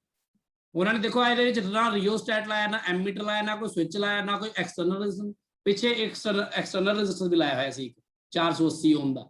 ਸੋ ਲਾਇਆ ਹੋਵੇ ਨਾਲ ਤੁਸੀਂ ਵਾਇਰ ਦੇ ਉੱਪਰ ਕਿਵੇਂ ਮਤਲਬ ਵਾਇਰ ਦੇ ਅਕ੍ਰੋਸ ਕਿਵੇਂ ਫਾਈਂਡ ਕਰਨਾ ਹੈ ਪੋਟੈਂਸ਼ੀਅਲ ਗ੍ਰੇਡੀਐਂਟ ਆ ਤੁਹਾਡੇ ਲਈ ਇੰਪੋਰਟੈਂਟ ਗੱਲ ਹੋਣੀ ਚਾਹੀਦੀ ਹੈ ਹਮੇਸ਼ਾ। ਕਲੀਅਰ ਹੈ ਕਿ ਨਹੀਂ ਹੁਣ ਦੱਸੋ ਮੈਨੂੰ। ਪੁਰਾਂਸ਼ ਹਾਂਜੀ ਸਰ। ਤਾਂ ਪਤਾ ਲੱਗ ਗਿਆ ਨਾ ਈਐਮਐਫ ਕਿਵੇਂ ਆਇਆ। ਹਾਂਜੀ ਕਹਿਣ ਦਾ ਭਾਵ ਇਹ ਆ ਜਦੋਂ ਬੱਚਾ ਪਹਿਲਾ ਵਾਰ ਸਿੱਖਦਾ ਬੱਚੇ ਨੂੰ ਲੱਗਦਾ ਅੱਛਾ ਕੈਲੀਬ੍ਰੇਟਿੰਗ ਬੈਟਰੀ ਦਾ ਵੋਲਟੇਜ ਪਹਿਲਾਂ ਪਤਾ ਹੋਵੇ ਫਿਰ ਉਹਦੇ ਵੋਲਟੇਜ ਨੂੰ ਡ੍ਰੌਪ ਕਰੀਏ ਵਾਇਰ ਤੇ ਵੋਲਟੇਜ ਡ੍ਰੌਪ ਨੂੰ ਬਟਾ ਕਰੀਏ ਲੈਂਥ ਤੇ ਤਾਂ ਪੋਟੈਂਸ਼ੀਅਲ ਗ੍ਰੇਡੀਐਂਟ ਮਿਲੂਗਾ। ਬਾਅਦ 'ਚ ਕੋਈ ਸੈੱਲ ਲਾਵਾਂਗੇ। ਇੱਥੇ ਸਵਾਲ ਇਦਾਂ ਦੇ ਵੀ ਹੈਗੇ ਨੇ ਕਿ ਪਹਿਲਾਂ ਸੈੱਲ ਲਾਇਆ ਕੋਈ ਛੋਟਾ ਜਿਹਾ ਉਹ ਛੋਟੇ ਸੈੱਲ ਨੂੰ ਜਿੱਥੇ ਬੈਲੈਂਸ ਪੁਆਇੰਟ ਹੋਇਆ ਉਹਦੇ ਨਾਲ ਪਤਾ ਲੱਗ ਗਿਆ ਪੋਟੈਂਸ਼ੀਅਲ ਗ੍ਰੇਡੀਐਂਟ। ਬਾਅਦ 'ਚ ਕੈਲੀਬ੍ਰੇਟਿੰਗ ਬੈਟਰੀ ਦਾ ਵੋਲਟੇਜ ਪੁੱਛ ਲਿਆ ਦੇਖ ਲਓ ਤੇ ਤੁਸੀਂ ਦੱਸ ਸਕਦੇ ਹੋ। ਇਹ ਈਜ਼ੀ ਹੈ। ਸਮਝ ਲੱਗੀ ਗੱਲ। ਸਰ ਹਾਂਜੀ ਜਿਹੜਾ R ਲੱਗਿਆ ਜਿਹੜੇ ਉੱਪਰ ਵਾਲੇ ਸਰਕਟ 'ਚ ਲੱਗਿਆ ਹੁੰਦਾ ਸਰ ਫਿਰ ਤਾਂ ਆਪਾਂ ਉਹਦੇ ਕ੍ਰਾਸ ਵੀ ਵੋਲਟੇਜ ਡ੍ਰੌਪ ਕੰਸੀਡਰ ਕਰਦੇ ਹਾਂ। ਹਾਂ ਫਿਰ ਸਾਨੂੰ ਇਸ ਵਾਇਰ ਦੀ ਰੈਜ਼ਿਸਟੈਂਸ ਪਤਾ ਹੋਣੀ ਚਾਹੀਦੀ ਸੀ। ਫਿਰ ਇਸ ਵਾਇਰ ਦੀ ਰੈਜ਼ਿਸਟੈਂਸ ਤੇ ਉੱਪਰ ਜਿਹੜਾ ਉਸ R ਨੂੰ ਲਗਾ ਕੇ ਇਹਦੇ ਨਾਲ ਫਿਰ ਆਪਾਂ ਨੂੰ ਕਰੰਟ ਦੇ ਬਾਰੇ ਕੋਈ ਜਾਣਕਾਰੀ ਹੋਣੀ ਚਾਹੀਦੀ ਸੀ। ਕੁਛ ਨਾ ਕੁਛ ਇਸ ਤਰ੍ਹਾਂ ਦੀ ਇਨਫੋਰਮੇਸ਼ਨ ਗਿਵਨ ਹੋਣੀ ਚਾਹੀਦੀ ਸੀ ਜਾਂ ਨਾਲ ਉਹ ਐਮੀਟਰ ਲਗਾ ਕੇ ਕਹਿੰਦੇ ਦਾ ਐਮੀਟਰ ਰੀਡਿੰਗ ਇਜ਼ 0.2 ਐਂਪੀਅਰ ਔਰ ਸਮਥਿੰਗ ਲਾਈਕ ਦੈਟ। ਮਤਲਬ ਕੋਈ ਇਨਫੋਰਮੇਸ਼ਨ ਪਤਾ ਹੋਣੀ ਚਾਹੀਦੀ ਸੀ ਨਾ ਨਹੀਂ ਤਾਂ ਕਿਵੇਂ ਕਰਦੇ। ਹੁਣ ਤਾਂ ਤੁਸੀਂ ਇੰਨੇ ਕੁ ਸਿਆਣੇ ਹੈਗੇ ਕਿ ਤੁਸੀਂ ਆਪ ਹੀ ਦੇਖ ਸਕਦੇ ਹੋ ਕਿ ਉਹ ਵੀ ਯਾਰ ਇਹ 'ਚ ਕੋਈ ਗੱਲ ਮਿਸਿੰਗ ਹੈ ਇਹ 'ਚ ਦੱਸਿਆ ਹੋਣਾ ਚਾਹੀਦਾ ਕੁਝ ਐ ਥੋੜੀ ਹੋ ਸਕਦਾ ਹੈ। ਤੁਹਾਨੂੰ ਆਪਣੇ ਆਪ ਨੂੰ ਕਾਫੀ ਆਈਡੀਆ ਇਦਾਂ ਲੱਗ ਸਕਦਾ ਹੈ। ਸੋ ਬਿਲਕੁਲ ਤੇਰੀ ਗੱਲ ਠੀਕ ਹੈ। ਜੇ ਆਹੀ ਆਰ ਉੱਪਰ ਲਾ ਦਿੰਦੇ ਤਾਰ 'ਚ ਫਿਰ ਤਾਂ ਪੰਗਾ ਪੈ ਜਾਣਾ ਸੀ। ਹੁਣੇ ਤਾਂ ਮੈਂ ਬਸ ਤਾਰ ਦੇ ਅਕ੍ਰੋਸ ਹੀ ਟੋਟਲ ਡ੍ਰੌਪ ਪਤਾ ਕਰ ਲਿਆ ਤੇ ਕੀ ਪਤਾ ਜੇ ਬਾਹਰ ਕੋਈ ਰੈਜ਼ਿਸਟੈਂਸ ਹੋਵੇ ਇੱਥੇ ਇਸ ਜਗ੍ਹਾ ਤੇ ਇਹਦੇ ਅਕ੍ਰੋਸ ਮੰਨ ਲਓ 1 ਵੋਲਟ ਡ੍ਰੌਪ ਕਰ ਰਿਹਾ ਹੁੰਦਾ ਤੇ ਇਹਦੇ ਅਕ੍ਰੋਸ 2 ਵੋਲਟ ਤਾਂ ਮੈਨੂੰ ਫਿਰ ਕਹਿਣਾ ਪੈਣਾ ਸੀ E1 ਕਿੰਨਾ ਹੈ ਫਿਰ 3 ਵੋਲਟ ਹੋਣਾ ਸੀ ਨਾ E1 ਹੈ ਨਾ। ਸੋ ਆ ਗੱਲਾਂ ਦਾ ਖਿਆਲ ਰੱਖਣਾ ਪੈਣਾ ਆਪਾਂ ਨੂੰ। ਸੋ ਅੱਗੇ ਦੇਖੋ ਕੀ ਕਰੀਏ ਫਿਰ। when switch S is closed will null point move towards P or towards Q? Give reasons for your answer. So ਜੇ ਆਪਾਂ ਪੁਆਇੰਟ ਨੂੰ ਕਲੋਜ਼ ਕਰ ਦਈਏ ਇਹਨੂੰ ਸਵਿਚ S ਨੂੰ ਕਲੋਜ਼ ਕਰ ਦਈਏ ਦੇਖੋ ਤੁਸੀਂ ਸਵਿਚ S ਨੂੰ ਕਲੋਜ਼ ਕਰੋਗੇ ਤਾਂ ਵੀ ਕੀ ਹੋਏਗਾ ਬੇਸਿਕਲੀ ਸਵਿਚ S ਨੂੰ ਕਲੋਜ਼ ਕਰਨ ਨਾਲ ਪਹਿਲੀ ਗੱਲ ਤਾਂ ਇਸ ਰੈਜ਼ਿਸਟੈਂਸ R ਵਿੱਚੋਂ ਤਾਂ ਕੋਈ ਲੰਘਣਾ ਨਹੀਂ ਵੈਸੇ ਵੀ ਹੈ ਨਾ ਤੇ ਵੈਸੇ ਵੀ ਜਦੋਂ ਤੁਸੀਂ ਗੱਲ ਹੀ ਬੈਲੈਂਸ ਪੁਆਇੰਟ ਦੀ ਕਰ ਰਹੇ ਹੋ ਤਾਂ ਕਰੰਟ ਨੇ ਤਾਂ ਜਾਣਾ ਹੀ ਨਹੀਂ ਨਾ ਬੈਟਰੀ ਚੋਂ ਨਿਕਲਣਾ ਹੀ ਨਹੀਂ ਕਿ ਨਹੀਂ। ਫਿਰ ਉਹ ਬੈਲੈਂਸ ਪੁਆਇੰਟ ਕਹਿੰਦਾ ਇਹਦਾ ਜਿਹੜਾ ਇਹਦੇ ਕ੍ਰਾਸ ਪੋਟੈਂਸ਼ੀਅਲ ਡ੍ਰੌਪ ਹੈਗਾ ਉਹ ਪੋਟੈਂਸ਼ੀਅਲ ਡ੍ਰੌਪ ਬਸ ਇੱਧਰ ਜਾਏਗਾ ਮਤਲਬ ਇਹਦੇ ਕ੍ਰਾਸ ਬੈਲੈਂਸ ਹੋਏਗਾ ਤਾਂ ਬੈਲੈਂਸ ਪੁਆਇੰਟ ਨੇ ਕਿਤੇ ਵੀ ਨਹੀਂ ਜਾਣਾ ਨੋ ਸ਼ਿਫਟ। ਇਸ ਗੱਲ ਨੂੰ ਬੜੇ ਧਿਆਨ ਨਾਲ ਸਮਝੋ ਕਿ ਅਗਰ ਕੋਈ ਵੀ ਸੈੱਲ ਲੱਗਿਆ ਹੋਇਆ ਇੱਥੇ ਤੇ ਇਸ ਸੈੱਲ ਦਾ ਪੋਟੈਂਸ਼ੀਅਲ ਅਗਰ ਹੈ ਮੰਨ ਲਓ 1.02 ਵੋਲਟ ਆਹੀ ਸਮਝਾ ਲੈਂਦੇ ਆ ਤੇ ਇਹਦੇ ਰਸਤੇ ਵਿੱਚ ਇੱਥੇ ਕੋਈ ਰੈਜ਼ਿਸਟੈਂਸ R ਵੀ ਲੱਗੀ ਹੋਈ ਹੈ ਪਰ ਇੱਕ ਬੜੀ ਇੰਪੋਰਟੈਂਟ ਗੱਲ ਸੋਚੋ ਵੀ ਇਧਰੋਂ ਨਾ ਤਾਂ ਕੋਈ ਕਰੰਟ ਐਂਟਰ ਕਰ ਰਿਹਾ ਤਾਂ ਆਬਵੀਅਸਲੀ ਲੀਵ ਵੀ ਨਹੀਂ ਕਰ ਰਿਹਾ। ਜੇ ਕੋਈ ਕਰੰਟ ਹੀ ਨਹੀਂ ਪਾਸ ਕਰ ਰਿਹਾ ਤਾਂ potential drop between these two points, देखो एक आ वाला पॉइंट, एक आ वाला पॉइंट, कितना 1.02 वोल्ट होएगा ना। yes sir. ते जे आ वाला पॉइंट ते आ वाला पॉइंट कहाँ है मानी, फिर पोटेंशियल ड्रॉप कितना आएगा 1.02 ही रहेगा। एग्जैक्टली वही होएगा, क्योंकि इस रेजिस्टेंस दे विचों जदों करंट लंघिया ही नहीं ਤਾਂ इस रेजिस्टेंस दे करके इस पॉइंट दा ते इस पॉइंट दा पोटेंशियल ड्रॉप पोटेंशियल चेंज होया भी नहीं। इस गल ये बड़ी जरूरी गल है, इस गल बहुत ध्यान ना समझो कि जे करंट दा लांघा ही नहीं होया विचों दी ਤਾਂ बैटरी दा बैठी अपना सारा बैटरी च मसाला हैगा है ना, इन्ने वोल्टेज दा पोटेंशियल ड्रॉप क्रिएट करने लई बैटरी दा मसाला पिया, आर च कोई मसाला नहीं हैगा, उस च तां करंट ने लंघना तां ही होना, कुछ नहीं तो होना नहीं। ठीक है गल योगेश? Yes sir. कहने का भाव यह है कि जे मैं कहा आ कोई रेजिस्टेंस है ते ਇਹਦੇ ਵਿੱਚੋਂ ਇਹ ਰੈਜ਼ਿਸਟੈਂਸ ਜਿਹੜੀ ਹੈ ਮੰਨ ਲਓ 2 ਓਹਮਸ ਦੀ ਹੈ ਤੇ ਇਸ ਵਿੱਚੋਂ ਇਧਰ ਨੂੰ ਹੀ ਇੱਕ ਕਰੰਟ ਲੰਘ ਰਿਹਾ ਤੇ ਕਰੰਟ ਜਿਹੜਾ ਹੈਗਾ ਉਹ ਮੰਨ ਲਓ 3 ਐਂਪੀਅਰ ਦਾ ਕਰੰਟ ਲੰਘ ਰਿਹਾ, ਤਾਂ ਬੈਟਰੀ ਦੇ ਇਧਰਲਾ ਸਿਰਾ ਹਾਇਰ ਪੋਟੈਂਸ਼ੀਅਲ ਤੇ ਹੋਏਗਾ, ਇਧਰਲਾ ਸਿਰਾ ਲੋਅਰ ਪੋਟੈਂਸ਼ੀਅਲ ਤੇ ਹੋਏਗਾ। ਕਲੀਅਰ?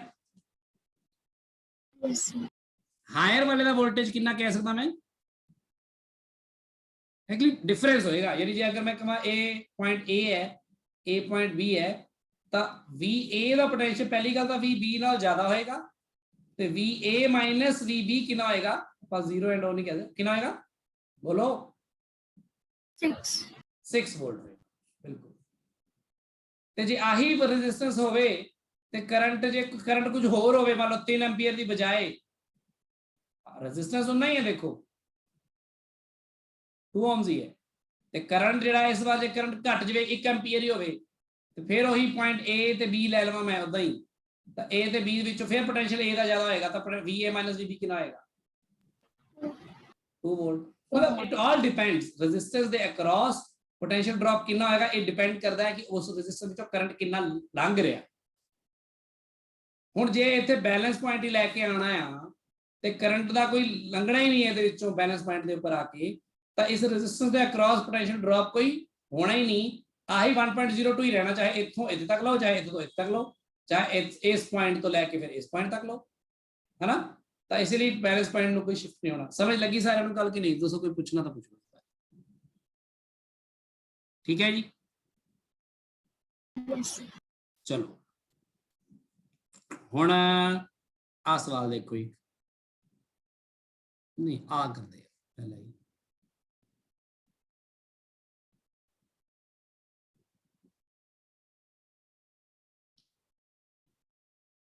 आ सिंपल चीज़ें कर लोगे तो फिर थोड़ा इस तो कॉम्पलैक्स करांगे आप अगली बारी, तो होर मजा आएगा करके।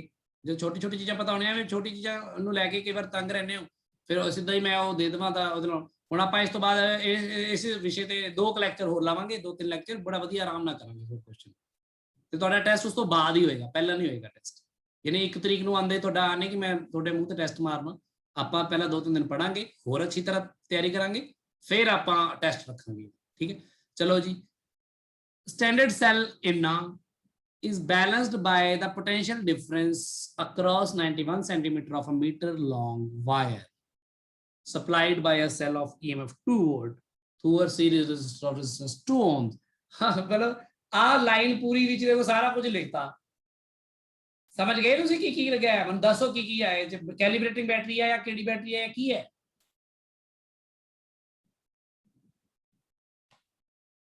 बोलो। हाँ जी हिमानी तुसीं दसो। 91 सेंटीमीटर वाली रेजिस्टेंस वायर है। 91 सेंटीमीटर की रेजिस्टेंस वायर है।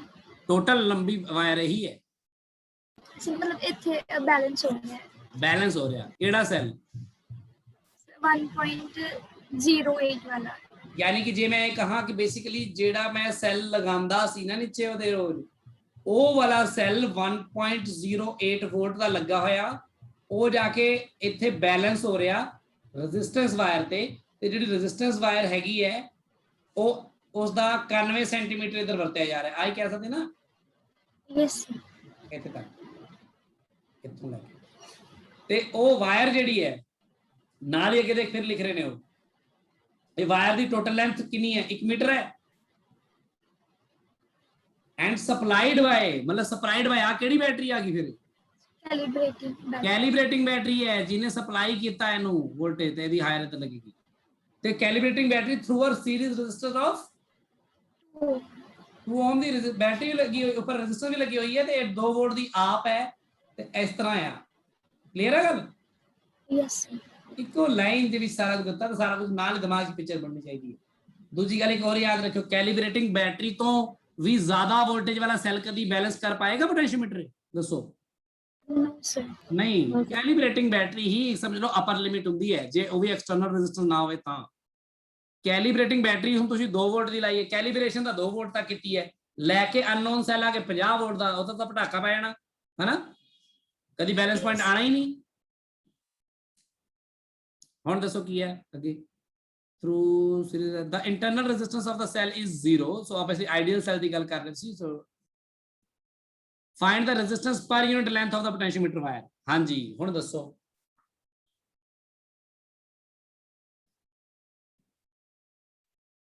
ਸੋਚੋ ਇਹਦੇ ਬਾਰੇ ਹੁਣ ਹਿਮਾਨੀ। ਪਹਿਲੀ ਗੱਲ ਤਾਂ ਇਹ ਪੋਟੈਂਸ਼ੀਅਲ ਗ੍ਰੇਡੀਅੰਟ ਹਾਂਜੀ ਪੋਟੈਂਸ਼ੀਅਲ ਗ੍ਰੇਡੀਅੰਟ ਕੱਢ ਗ੍ਰੇਡੀਅੰਟ ਲਓਗੇ ਨਾ, ਕਿਵੇਂ Yes, ਆਏਗਾ,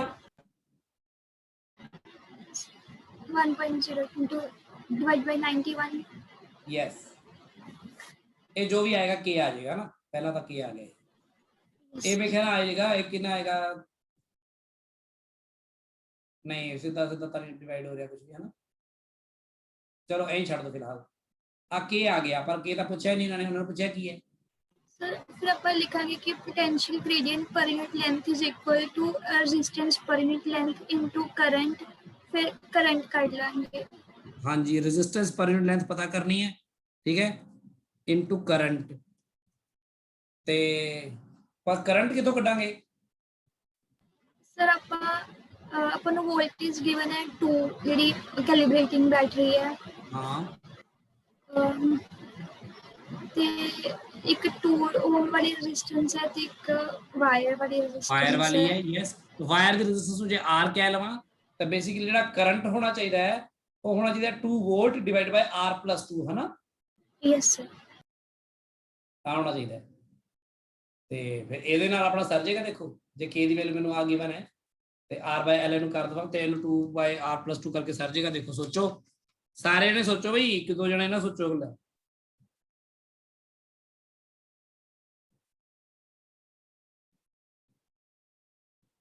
यानी ए तो अपना आएगा ही, आई आर आएगा दिस रेजिस्टेंस पर यूनिट लेंथ ऑफ वायर पूछे अपन, ये बड़ी इंपॉर्टेंट गल है, सोचो इनू दूजे पेज पे सोच लो, चाहे मैं तो कर देना दोबारा,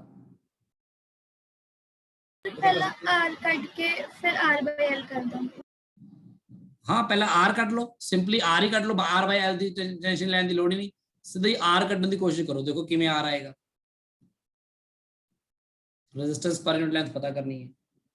पहली गल तो ये थोड़ी गल ठीक है कि तुहानू K तो मिल ही जाएगा ना, है ना, यस सो जे R ओदी टोटल रेजिस्टेंस है ते उस टोटल 100 सेंटीमीटर दी अपनी वायर है, ते R ओदी टोटल रेजिस्टेंस है वायर दी 100 सेंटीमीटर दी, है ना, तो अपने को जिहड़ा करंट आएगा पहली गल तो वायर दे विचों वो आना चाहिए है, जिहड़ा EMF है 2 वोल्ट, है ना, डिवाइड बाय टोटल रेजिस्टेंस है प्लस R रेजिस्टेंस है, और वोल्ट भी हटा दो, एम्पीयर जी आ जाएगा, एवं V ना कंफ्यूज करेगा, 2/2 प्लस R बेसिकली अपना करंट आया ना, बेसिकली आ होना चाहिए,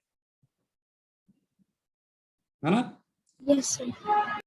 ते हुण जे मैं ये गल करा, एक करंट आ गया तो पोटेंशियल डिफरेंस जो देखा जाए पूरी वायर दे क्रॉस कितना होएगा, potential difference across full wire, पूरी दी पूरी वायर दे क्रॉस कितना होएगा पोटेंशियल डिफरेंस, यानी जितना करंट है ना, Yes. ਤੇ ਜਿੰਨਾ ਪੂਰੀ ਵਾਇਰ ਦਾ ਰੈਜ਼ਿਸਟੈਂਸ ਹੈ ਉਹੀ, ਯਾਨੀ ਪੋਟੈਂਸ਼ੀਅਲ ਡਿਫਰੈਂਸ ਉਹਦੇ ਅਕ੍ਰੋਸ ਕਿੰਨਾ ਆਏਗਾ ਫਿਰ, ਆਏਗਾ 2R/2 + R ਆਏਗਾ। ਇਹ ਪੂਰੀ ਵਾਇਰ ਦੇ ਅਕ੍ਰੋਸ ਹੈ पोटेंशियल डिफरेंस, समझ लगी गल कि नहीं? Yes, sir.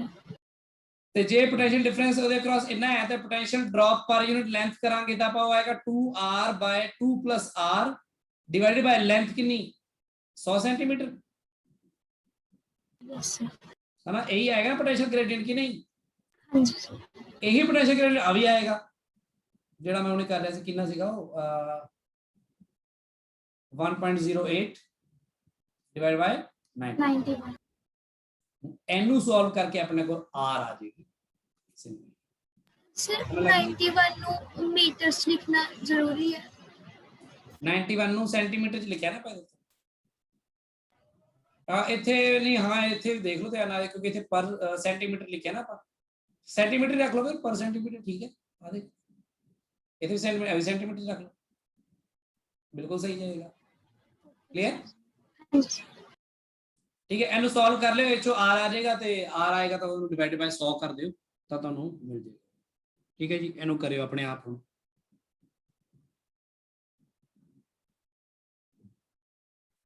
ਇੱਕ ਦਾ ਕੁਐਸਚਨ ਆ ਕਰਿਓ ਹੁਣ 2B.58 ਕੁਐਸਚਨ ਚਲ ਰਹਿਣ ਦਿਓ, ਆਈ ਕਰ ਲਓ, ਆ ਬੈਟਰ ਹੈ। ਤੁਸੀਂ ਆਪ ਸੋਚੋ ਹੁਣ ਇਹਦਾ ਆਈਡੀਆ ਆਪ ਸੋਚੋ ਕੀ ਹੈਗਾ ਕੀ ਨਹੀਂ ਹੈਗਾ, ਕੀ ਪੁੱਛਿਆ ਕੀ ਨਹੀਂ ਪੁੱਛਿਆ। ਸਾਰੇ ਜਣੇ ਇਹਨੂੰ ਦੇਖੋ ਕੁਐਸਚਨ ਨੂੰ, ਤਾਂ ਸਾਰੇ ਨੇ ਆਪ ਸੋਚੋ, 2 ਮਿੰਟ ਲਓ ਸਾਰੇ ਜਣੇ ਇਹਦੇ ਬਾਰੇ ਆਪਣਾ ਆਈਡੀਆ ਦਿਓ। ਤੁਸੀਂ ਸੋਚੋ, ਤੁਸੀਂ ਕਰਵਾਓਗੇ, ਮੈਂ ਨਹੀਂ ਕਰਨਾ ਹੈ, ਤੁਸੀਂ ਮੈਨੂੰ ਆਪ ਸੋਲਵ ਕਰਵਾਓਗੇ। ਆਪਣੀ ਕਾਪੀ ਲੈ ਕੇ ਸੋਲਵ ਕਰੋ, ਆਈਡੀਆ ਜਿਹਨੂੰ ਆ ਗਿਆ ਉਹ ਬੱਚਾ ਮੈਨੂੰ ਨਾਲ ਨਾਲ ਨਰੇਟ ਕਰਾ ਕੇ ਸੋਲਵ ਕਰਾ ਦਿਓ, ਮੈਂ ਤੁਹਾਡੇ ਸਾਹਮਣੇ ਕਰ ਦੂੰਗਾ। ਸਾਰੇ ਨੇ 2 ਮਿੰਟ ਲਓ, ਆਪ ਸੋਲਵ ਕਰੋ ਆਪਣੀ ਆਪਣੀ ਕਾਪੀ ਤੇ, ਦੇਖੋ ਆਨਸਰ ਆਉਂਦਾ ਪਿਆ ਕਿ ਨਹੀਂ, ਫਿਰ ਦੱਸੋ। ਦੱਸੋ ਬਈ ਫਿਰ ਕਿੱਦਾਂ ਕਰਨਾ ਹੈ ਹਿਮਾਨੀ? सर मैं पोटेंशियल ग्रेडियंट 2 मैथड्स ਨਾਲ ਕੱਢਿਆ, ਮਤਲਬ ਦੋਵੇਂ ਬੈਟਰੀਜ਼ ਨਾਲ, ਫਿਰ ਉਹਨੂੰ ਇਕੁਏਟ ਕੀਤਾ, ਫਿਰ ਉਹਦਾ ਮੇਰੇ ਕੋਲ ਕਰੰਟ ਦੀ ਵੈਲਿਊ ਆ ਗਈ। ਫਿਰ ਵੱਡੀ ਬੈਟਰੀ ਦੀ ਆਪਾਂ ਨੂੰ EMF ਪਤਾ ਹੈ, ਆਪਾਂ ਨੂੰ ਕਰੰਟ ਪਤਾ ਲੱਗ ਗਿਆ ਤੇ ਰੈਜ਼ਿਸਟੈਂਸ ਪਤਾ ਲੱਗ ਗਈ ਟੋਟਲ। ਉਹਦਾ ਆਪਾਂ ਜਿਹੜੀ ਐਕਸਟਰਨਲ ਵਾਲੀ ਆ ਉਹ ਕੱਢ ਲਾਂਗੇ ਕਿਉਂਕਿ ਆਪਾਂ ਨੂੰ ਅੰਦਰ ਵਾਲੀ ਤਾਂ ਪਤਾ ਹੈ ਰੈਜ਼ਿਸਟੈਂਸ ਵਾਲੀ ਦੀ। ਹਾਂ ਵੈਰੀ ਗੁੱਡ। ਸੋ ਬੇਸਿਕਲੀ ਆ ਤੁਹਾਡੀ ਹੈਗੀ ਆ ਮੰਨ ਲਓ ਰੈਜ਼ਿਸਟੈਂਸ ਵਾਇਰ 10 ਓਮ ਵਾਲੀ, ਤੇ ਜਿਹੜੀ ਬਾਕੀ ਹੈਗੀਆਂ ਕਨੈਕਟਿੰਗ ਵਾਇਰਸ ਹੀ ਨੇ। ਕਨੈਕਟਿੰਗ ਵਾਇਰ ਮੈਂ ਜਿਵੇਂ ਹਮੇਸ਼ਾ ਯੈਲੋ ਨਾਲ ਸ਼ੋ ਕਰ ਰਿਹਾ, ਹੁਣ ਵੀ ਸ਼ੋ ਕਰ ਦੇਣਾ, ਠੀਕ ਹੈ। ਤੇ ਇਹਦੇ ਵਿੱਚ ਇੱਕ ਜਗ੍ਹਾ ਰੈਜ਼ਿਸਟੈਂਸ ਹੋਰ ਹੈ, ਉਹ ਹੈਗੀ ਆਪਣੀ ਆ ਵਾਲੀ ਜਿਹੜੀ ਆਪਾਂ ਕਹਿ ਸਕਦੇ ਹਾਂ ਐਕਸਟਰਨਲ ਰੈਜ਼ਿਸਟੈਂਸ, ਠੀਕ ਹੈ। ਤੇ ਬਾਕੀ ਸਾਰਾ ਕੁਝ ਉਵੇਂ ਹੀ ਹੈ, ਸਿੱਧਾ ਸਟ੍ਰੇਟ ਕਨੈਕਟਿੰਗ ਵਾਇਰ। ਆਹ ਵਾਲੀ ਪਤਾ ਕਰਨੀ ਹੈ ਰੈਜ਼ਿਸਟੈਂਸ ਵੀ ਕਿੰਨੀ ਹੈ, ਆਹ ਵਾਲੀ ਰੈਜ਼ਿਸਟੈਂਸ ਸਾਨੂੰ ਆਰ ਪਤਾ ਨਹੀਂ ਹੈ। ਤੇ ਇੱਥੇ ਜਿਹੜੀ ਬੈਟਰੀ ਲੱਗੀ ਹੋਈ ਹੈ ਆ ਕਿੰਨੀ ਲੱਗੀ ਹੈ, 2 ਵੋਲਟ ਦੀ ਲੱਗੀ ਹੈ। ਯੈਸ ਸਰ, 2 ਵੋਲਟ ਦੀ ਲੱਗੀ ਹੈ।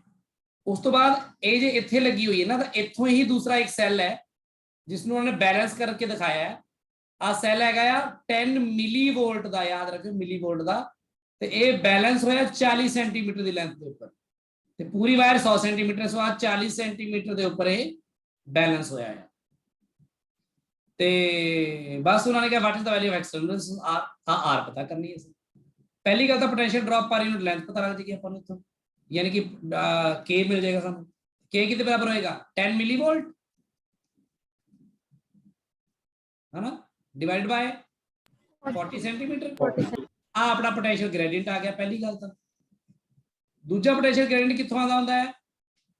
Breaking battery. हां, ਆਪਾਂ ਨੂੰ ਪਤਾ ਕਿ RD 10 ओम ਦੀ ਰੈਜ਼ਿਸਟਰ ਹੈ, ਪੂਰੀ ਵਾਇਰ ਦੀ ਰੈਜ਼ਿਸਟੈਂਸ ਉਹਨਾਂ ਨੇ ਆਪੇ ਦੱਸਿਆ। ਦੇਖੋ ਤੇ ਆ R ਮੈਨੂੰ ਪਤਾ ਨਹੀਂਗਾ, ਤਾਂ ਬੇਸਿਕਲੀ ਆਪਣੇ ਕੋਲ ਕਿਹਾ ਜਾਏਗਾ ਕਰੰਟ ਕਿੰਨਾ ਹੈ।